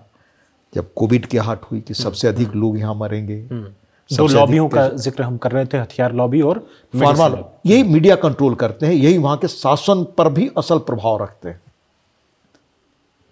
और इन्हीं मीडिया हाउसों के बारे में, वॉशिंगटन पोस्ट और न्यूयॉर्क टाइम्स के बारे में है, कैसे पुलित्जर अवार्ड इन लोगों को मिलते हैं आपस में बांट करके। वो किताब पढ़ लीजिए, वहीं की एक महिला पत्रकार ने लिखा।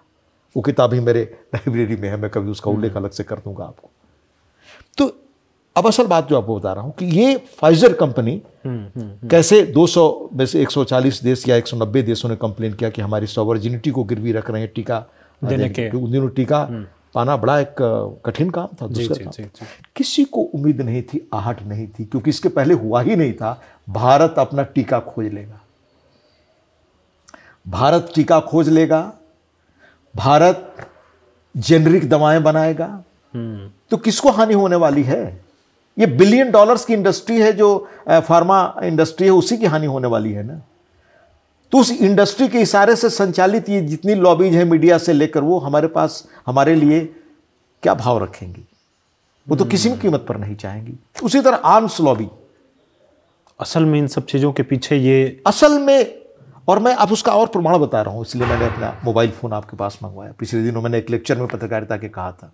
अच्छा, कहा क्या था? कहा था कि जो सवाल आपने मुझसे पश्चिमी मीडिया की सुरुख के बारे में पूछा, और खास तौर से मोदी जी के राज्य के बाद जो ये चीज़ें कह रहे हैं, इस संदर्भ में मैं उन्हीं का जवाब उन्हीं लोगों के सबसे प्रामाणिक स्रोत से दे रहा हूं, पश्चिमी मीडिया के। अभी एक किताब 2019 के आसपास ही आई है, कोविड के दौरान ही, narrative economics, how stories go viral and drive major economic events. यानी कुप्रचार या खबरें कैसे दुनिया में ये जो आपके वायरल हो करके बड़ी अर्थव्यवस्थाओं को प्रभावित कर डालती है, यानी तबाह कर डालती है, उसका आशय ये। और ये किताब लिखा किसने? ये Nobel prize winner economist Robert J Shiller. ये पश्चिम के नोबेल प्राइज विनर मापदंड के अनुसार सबसे बड़े इकोनॉमिस्ट है वहाँ के, उनकी किताब है। हमारे देश के किसी व्यक्ति ने या 2014 के बाद जो केंद्र में सरकार के उनके पक्ष के किसी व्यक्ति ने किताब नहीं लिखी। कैसे नैरेटिव इकोनॉमिक्स में झूठ फैला करके, वायरल चीज़ें करके, सोशल मीडिया से अर्थव्यवस्थाओं को तबाह किया जा सकता है, और कैसे भारत में और कैसे दुनिया में ये घटनाएं हुई हैं, दुनिया के दूसरे देशों को, और भारत में किस तरह से यह काम हो रहा है, इस पर बहुत अच्छी तरह से इसमें नया दौर भी शामिल है। नए दौर का ही मुझे याद आता है नए दौर में ही भारत में किसान आंदोलन पीक पर थे। जी हाँ। और उस दौर में बहुत बड़ी बड़ी सेलिब्रिटीज़, क्योंकि उनके फॉलोअर की संख्या ज़्यादा है सोशल मीडिया में, उन सेलिब्रिटीज़ ने भी अपनी राय रखी थी, पक्ष रखा था, और उस वक्त टूल किट जैसी चीज़ बहुत ज़्यादा वायरल होने लग गई थी। इसे बताने की जरूरत नहीं कि इन सारी चीज़ों के पीछे किस तरह की ताकतें भारत के खिलाफ लगी हैं, ये सारे प्रमाण हैं। और ये तो जो किताब का नाम बताया आपने सुना, अब इन किताबों के आधार पर कैसे भारत के खिलाफ कुप्रचार चला, वो उस पर भी बहुत अच्छा एक प्रामाणिक वो है। ये हैं डॉक्टर संबिका रवि, ये आजकल प्रधानमंत्री इकोनॉमिक एडवाइजरी काउंसिल की सदस्य भी हैं। अच्छा। इन्होंने पूरे कोविड से लेकर अब तक किस तरह के कुप्रचार सोशल मीडिया पर भारत के खिलाफ आए और किन स्रोतों से आए, वो स्रोत अज्ञात हैं। अच्छा। और वो स्रोत सारे चीन की तारीफ में आए। इन सारी चीजों पर विस्तार से उनका प्रेजेंटेशन है। ओके। बहुत प्रामाणिक विवरणों के साथ इसमें विस्तार से बताया है। सिर्फ इतना ही नहीं, बल्कि आप देखें कि क्या वजह रही, कि ये सिर्फ रेफरेंस के लिए है आपके समझने के लिए। मैं तो कई बार सोचता हूँ, इस पर सुधांशु त्रिवेदी जी ने बहुत अच्छी तरह पार्लियामेंट में उठाया था कि क्या वजहें हैं कि जब जब भारत की पार्लियामेंट होने वाली होती थी तब तब बाहर से खबर कुछ लाई जाती थी, किसी उद्यमी के बारे, भारतीय उद्यमी के बारे में, किसी और चीज के बारे में। और केरल में जहां इन्वेस्टमेंट हुआ वहां 30,000 करोड़ उस उद्यमी ने इन्वेस्ट किया है। अच्छा। तो ये जानबूझ करके, ये पॉलिटिकल गेम क्या है ये समझने की कोशिश हमें करनी चाहिए। भाई उद्यम का कोई लेना देना नहीं राजनीति से, चूंकि भारत के उद्यमी हैं इसलिए जानबूझ करके उनकी खबर लाई जाए। और जो संस्था खबर लाने वाली थी वो संस्था ही रातों रात खत्म हो गई, ये तो आपने सुना। जी। तो कैसे एक निहित उद्देश्य के साथ भारत को कमजोर किया जाए, ये डिजाइन शुरू हुआ 62 के वॉर से। नेवली मैक्सवेल, मैं नाम भूल रहा था, नेवली मैक्सवेल, जिन्होंने भारत को आक्रमणकारी ठहराया था चाइना वार में, चीन युद्ध में। उसमें किताब भी उनकी बड़ी चर्चित उस पर। बाद में चीन ने बुलाकर अपने यहाँ उनको सम्मानित किया, और वो करस्पॉन्डेंट थे शायद टाइम्स लंदन के, उन्होंने लिखा भारत में आखिरी चुनाव है। तो मैं आपको शुरू से, यानी गांधी जी से लेकर के, पंडित जी से लेकर के, इंदिरा जी से लेकर के अभी तक, अभी इसलिए ये हमला बढ़ गया कि भारत अब ताकतवर हो रहा है। भारत दुनिया की आज 5वीं इकॉनमी है, कल 3री होने वाला है। भारत अब चांद पर अपने बूते चीजों को भेजने की स्थिति में है, और सबसे सस्ता भेजने की स्थिति में। भारत अपने बूते अब टीका ईजाद कर ले रहा है, जो टीका आपकी कृपा से हमें मिलता था, या आप हमारी सॉवरेनिटी को बंधक बनाकर कई गुना दाम लेकर हमें देते थे। आज हम टीका उस रूप में लेते, तो भारत की कितनी आर्थिक चीजें प्रभावित होती, आप कल्पना कर सकते हैं। क्या टीका की वो कीमत रख रहे थे। और मैं उन दिनों कई ऐसे विदेशी फोरमों में भारतीय सांसद प्रतिनिधियों की टीम के साथ जाता था। मैं उल्लेख करना चाहूंगा कि भारत का टीका मांगने के लिए सबसे अधिक बेचैनी देशों में होती थी कि भारत अपना टीका दे, ये हमारी प्रामाणिकता थी। और भारत ने 120 या इससे अधिक देशों को मुफ्त वैक्सीन दिया, भेजा है। ये हमारा मुल्क है 14 के बाद, जिस पर हम फक्र करते हैं। तो भारत आज, चाहे आर्म्स की बात हो, इसी तरह से आर्म्स में हम आज कह रहे हैं कि नहीं, हम अपने बूते खड़े होंगे। हमें इस बात पर भी गौर करना चाहिए कि क्या वजह थी कि आज तक दुनिया के हम सबसे बड़े हथियार खरीदार देश बने रहे, जबकि अंग्रेज हमारे पास जो इंफ्रास्ट्रक्चर छोड़ गए थे, ऑर्डिनेंस फैक्ट्रीज को, बेस्ट इंफ्रास्ट्रक्चर थे दुनिया में। क्यों 14 के बाद इस सरकार ने संकल्प लिया कि नहीं, हम अपने देश में स्वदेशी हथियारों का निर्माण करेंगे। उसमें वक्त लगेगा, पर आज ये देश इस संकल्प के साथ आगे बढ़ रहा है और भारी पैमाने पर स्वदेशी हथियार बनने शुरू हो गए हैं। एक समय लगेगा, अभी तत्काल हम सब चीज़ें नहीं कर पा रहे, क्योंकि हमने भविष्य में 50 वर्ष 60 वर्ष पहले जो यात्रा शुरू करनी चाहिए थी, जो नई एजुकेशन पॉलिसी की हो या ये डिफेंस में आत्मनिर्भर होने की हो, ये हम अब कर रहे हैं, तो समय लगेगा। स्वास्थ्य क्षेत्र में भी जो हमने बिल्कुल इंफ्रास्ट्रक्चर में जी जो हम काम कर रहे हैं। तो ये जो 10 किताबें थी उनके मार्फत हम आपसे बातचीत कर रहे हैं और काफ़ी कुछ उल्लेख आप कर रहे हैं कि उन्हीं 10 किताबों में इन सब विषयों में बहुत विस्तार से आपने जानकारी रखी भी है, जिसको पहले पब्लिश भी किया गया है कई बार अखबारों में।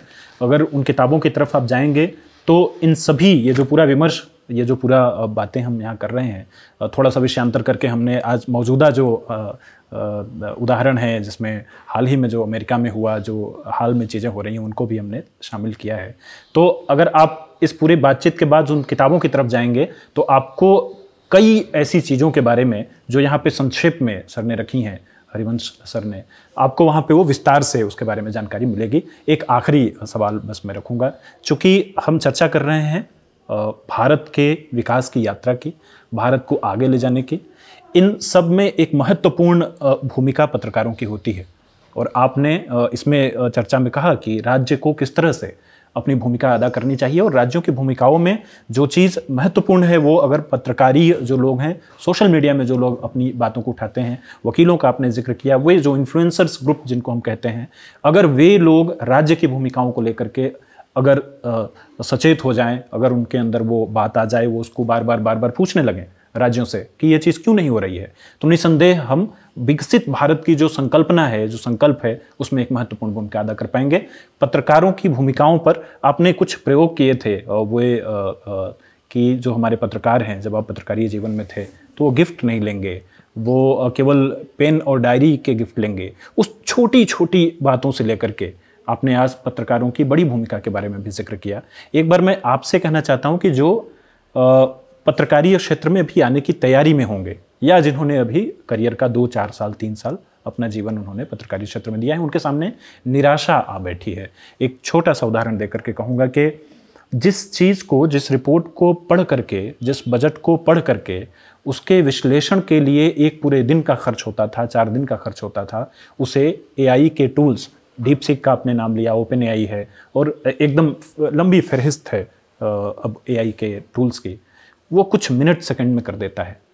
तो वे जो लिखत पढ़त, वे लोगों को लगने लगा है कि अब पत्रकारीय जीवन में वह काम बचा नहीं है, ये सारा काम तो बहुत आसानी से तकनीक कर दे रहा है, तो अब हमारे लिए कुछ ज़्यादा है नहीं, हमारी नौकरियां खतरे में हैं। और आपने नर्चर किया है इसे छोटी छोटी आदतों से। तो मैं आपसे एक राय लेना चाहता हूं उन लोगों के लिए जो अभी पत्रकारिता की तरफ देख रहे हैं और अपना करियर उसमें बनाना चाहते हैं। पहला और अंतिम सुझाव मेरा होगा, पढ़ें, पढ़ें और पढ़ें। 2 चीज़ों के उदाहरण के साथ, टेक्नोलॉजी पर इधर जितने लेटेस्ट अध्ययन हुए हैं उनसे 2 संदेश बहुत साफ है जनार्दन। पहला, ये अचूक संभावनाओं, उपलब्धियों से भरा अवसर है। अवसर है, अपॉर्चुनिटी है, बोन है, वरदान है। जैसे फ्रांस की क्रांति के समय वर्ड्सवर्थ ने कहा था ना, इन्हें कहने का जीवन वरदान है कि मैं अपने समय बड़ी प्रगति और बदलाव देख रहा हूं। अच्छा, कि ये फ्रांस की क्रांति मेरी आंखों के सामने हो रही है। हाँ। उसी तरह से हमारे सामने ये हो रहा है। दूसरा, उतना ही बड़ा ये हमारे लिए चुनौती, हमें खत्म कर देने वाला, मनुष्य के अस्तित्व पर संकट पैदा कर देने वाला ये अभिशाप भी है। तो वरदान है और अभिशाप है। अभिशाप पर बड़ा विमर्श इन दिनों चल भी रहा है। युवल नोआ हरारी ने नेक्सस किताब लिख करके काफ़ी, युवल हरारी के साथ साथ इस पर इस मीडिया में काम किए हुए अनेक लोगों ने, इंक्लूडिंग सैम अल्टमैन, उसके पहले आप चाहें तो खुद एलन मस्क, उन्होंने एक संस्था ही बनाई थी कि इनके कुप्रभावों को कैसे नियंत्रित किया जाए। उसमें काफ़ी पैसा उन्होंने दिया था आज से 10 वर्ष पहले। मैं 2 चीज़ें इसमें कहकर पहला, जब 2023 के जनवरी में शायद, या 2024 के जनवरी के आसपास सैम अल्टमैन का पहली बार सामने आया सीजी पैट नाम था ना, हाँ, जी पैट, तो दुनिया चौंकी।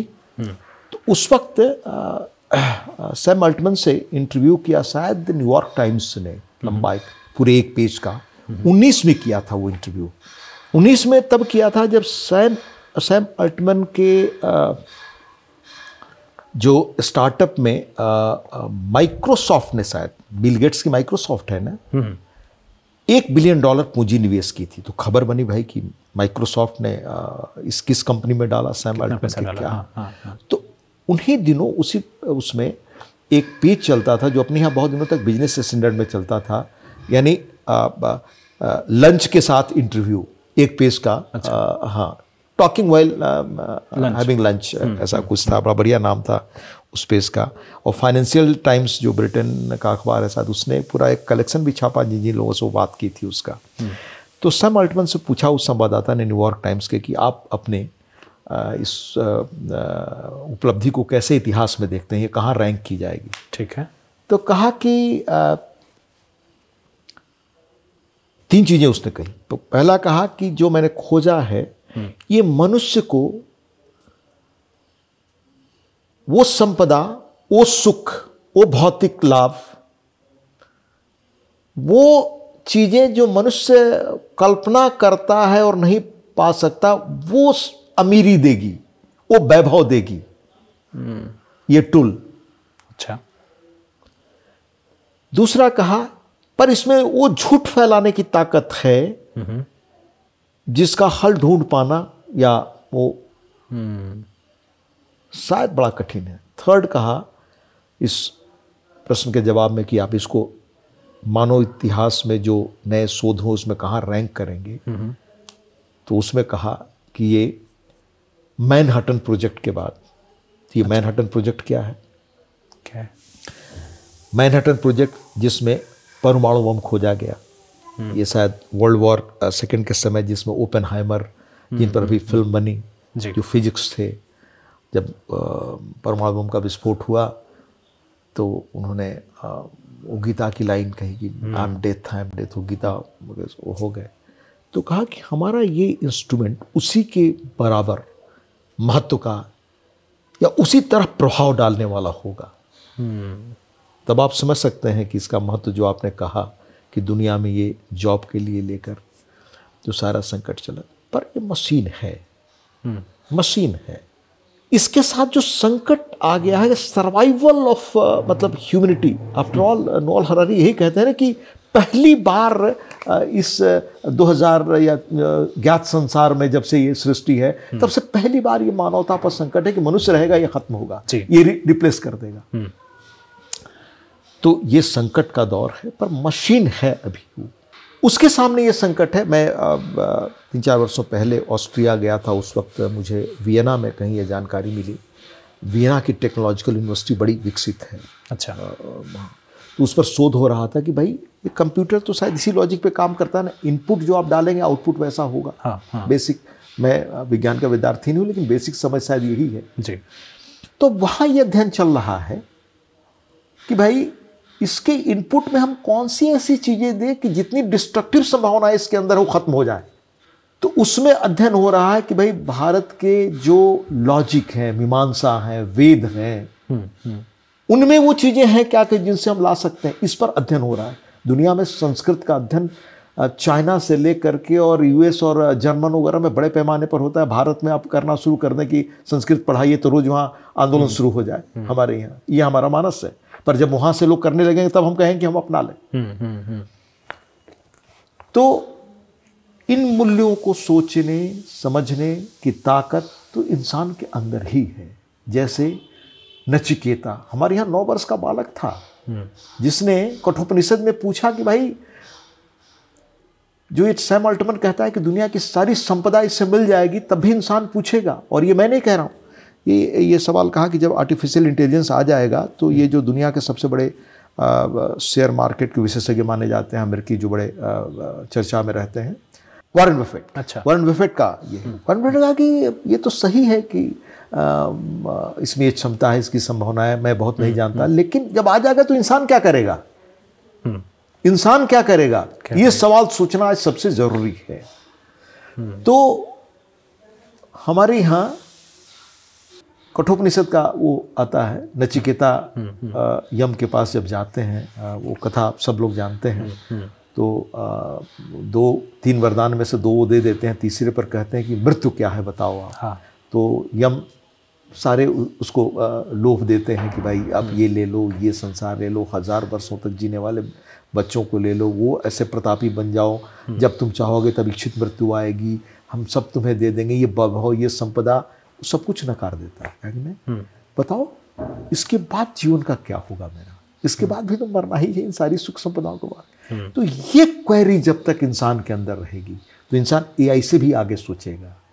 हमें आज हिंदुस्तान के साथ पास ही यह ताकत है जो हमारे गाँव से आई, जिसके बारे में इकबाल ने कहा है, कुछ बात है कि हस्ती की मिटती नहीं हमारी। हालांकि इकबाल का कहा दूसरे संदर्भ में था, पर हमारी वो हस्ती रही जिसके बारे में बर्नार्ड शॉ ने या हमारे और दुनिया के इतिहासकारों ने कहा, या बहुत और लोगों ने इस पर। ऑक्टावियो पाज जब मैक्सिको के राजदूत थे भारत में 51 में शायद, तब उन्होंने कहा, और इन्होंने भी एशियन ड्रामा के लेखक थे प्रोफेसर गुनाल मेडल, जिनको नोबेल प्राइज मिला, कि भारतीय पश्चिमी ढंग से क्यों सोचते हैं, भारत की ताकत है। ये लोगों ने कहा था आपको 60 और 50 के दशक में, हम 14 के बाद भारतीय ढंग से सोच रहे हैं, ये हमारा लिए दुर्भाग्य है। हम अगर 51 से आज़ादी के बाद ही जो गांधी ने कहा था कि भारत अपने भारतीय ढंग से सोचे और चीज़ों को परखे, तो आज हम पत्रकारों के सामने भी इतने बड़े अवसर हैं। कभी हम किसी और मौके पर आपसे चर्चा करेंगे सिर्फ इस विषय पर कि आज पत्रकारों के सामने कितने अद्भुत और अनगिनत अवसर हैं जिसका उपयोग कर सकते हैं, जो एआई नहीं कर सकता। समाज को जागरूक बनाने में यह वो दिशा है, बिल्कुल। और वो एक हर सृजनधर्मी को, हर युवा को जो अपनी नए ढंग से तकदीर लिखना चाहता है, उन नए चीज़ों पर ही सोचना और करना चाहिए। वो एक मैं अक्सर जहाँ काम करता था संस्थान में प्रायः मीटिंग करता था मैं अपने मित्रों के साथ, और मैं वो एक बार ऐसा अवसर आया कि एक बड़े अखबार ने हमारे अखबार के बहुत सारे लोगों को एक साथ, जहाँ हम लोग काम करते थे, तोड़कर इस उद्देश्य से ले गए कि अगले सुबह से अखबार ही न छपे हो। हाँ। और आर्थिक रूप से बड़े संसाधन वाले थे। तो 2 चीज़ें मुझे याद थी, मैं जब संबोधित किया अपने सारे मित्रों को इकट्ठा करके, तो 2 चीज़ें कही हमने। पहला कहा कि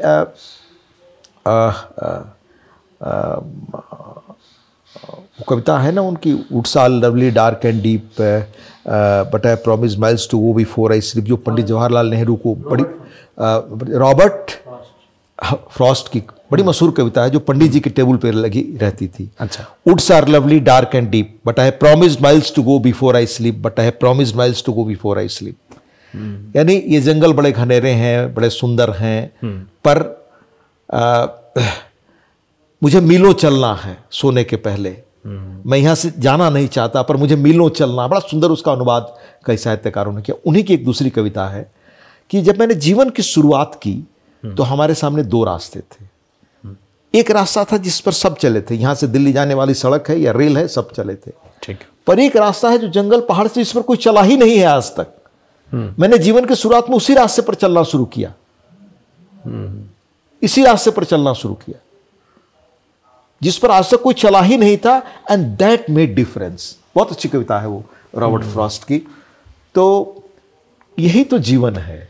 मैं जब लौट कर देखता हूँ तो मुझे चीज़ें कही आती। दूसरा मैंने सुनाया, वो उपन्यास है एक उनका, वो भी रॉबर्ट कुछ नाम है, अमेरिकी उपन्यासकार हैं, अमृत राय ने अनुवाद किया है उनका 5 महासमर। हाँ नहीं, आदि विद्रोही उनकी दूसरी किताब, 5 ग्लोरियस ब्रदर्स। महासमर किताब का नाम है, और अंग्रेजी में 5 ग्लोरियस ब्रदर्स। तो उसमें एक अंश आता है जो उसका नायक है, वो जब एक बार पराजय होता है तो सबको इकट्ठा करता है, कहता है कि जिसको बहुत सुख चाहिए, जिसको आरामदेह घर चाहिए, जिसको अपने परिवार की याद आ रही है, वैसे सभी लोग जा सकते हैं, मेरी ओर से सब मुक्त हैं।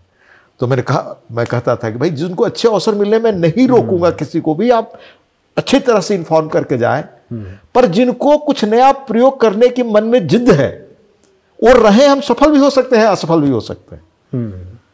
बड़ा बढ़िया उसमें पैरा है, जब वो संबोधित करता है, वो पैरा पढ़ के मैं सुनाता था। अच्छा। उसका तो जीवन यही है जनार्दन। और युवाओं से तो कल्पना की गई है। हमारे जयप्रकाश जी कहा करते थे, जब शंकराचार्य ने पूरे देश को मापा तो वृद्ध ने युवा थे। विवेकानंद ने जब दुनिया में भारत का परचम लहराया तो वो युवा थे। भगत सिंह युवा थे। ऐसे सुभाष बाबू युवा थे जब एक तरह से उन्होंने आईसीएस छोड़ा। रविंद्रनाथ हमारे अरविंदो घोष आईसीएस चुन ले जाने के बाद जब नए पथ पर चल पड़े तो युवा थे सब कुछ छोड़कर। तो युवा ही इतिहास रचते हैं। इसलिए युवाओं के पास आज पत्रकारिता में करने को इतने कुछ हैं जो शायद हमारी पीढ़ी के सामने या वैसे अवसर नहीं थे। उस पर कभी और चर्चा करेंगे। इस पर बहुत बहुत धन्यवाद। जब हमने ये इंटरव्यू शुरू किया था तो आपने देखा होगा कि कुछ पन्ने यहाँ पड़े हुए थे। अब जब हम ये इंटरव्यू समाप्त कर रहे हैं तो कुछ पन्ने बाईं तरफ, कुछ पन्ने दाईं तरफ, बहुत सारे पन्ने बहुत देर तक गोद में पड़े हुए थे। तो ये जो पत्रकारीय जगत का काम है उसमें ये एक छोटा सा आपने एग्जाम्पल देखा होगा। हम लोग जब बातचीत कर रहे थे तो किस तरह से अपने बातों को रखने के पीछे तथ्यों को ले आएँ, किस तरह से आप उससे संबंधित रिसोर्सेस जो प्रसंग हैं, जो उदाहरण हैं, उनके साथ अपनी बातों को रखते हैं तो वह बात बहुत दूर तक, बहुत आखिरी जो व्यक्ति बैठा है उस तक भी वह बात इस तरह से पहुंचती है कि बहुत प्रामाणिक और बहुत ज़रूरी बात हो रही है। तो यह कुछ एग्जाम्पल्स जो बिना कहे कम्युनिकेट हो जाते हैं उसके बारे में जिक्र करते हुए मैं इस इंटरव्यू को अब समाप्त करता हूँ। इस पॉडकास्ट को मैं समाप्त करता हूँ। जो हमने थोड़ी लंबी बातचीत की है, मैं ये जरूर कह सकता हूँ कि यकीनन अगर यह पूरा इंटरव्यू देखते हैं, पूरा पॉडकास्ट देखते हैं तो विचारोत्तेजक और आपके लिए कहीं से कहीं पहुँचने वाला होगा। यह सिर्फ किसी किस्म का एंटरटेनमेंट नहीं है। यह बात मैं बहुत यकीन के तौर पे कह सकता हूँ। बहुत बहुत शुक्रिया सर, आपका बहुत बहुत धन्यवाद। आपको, आपकी टीम को। प्रभातखबर.com, विश्वास वही, रफ्तार नहीं।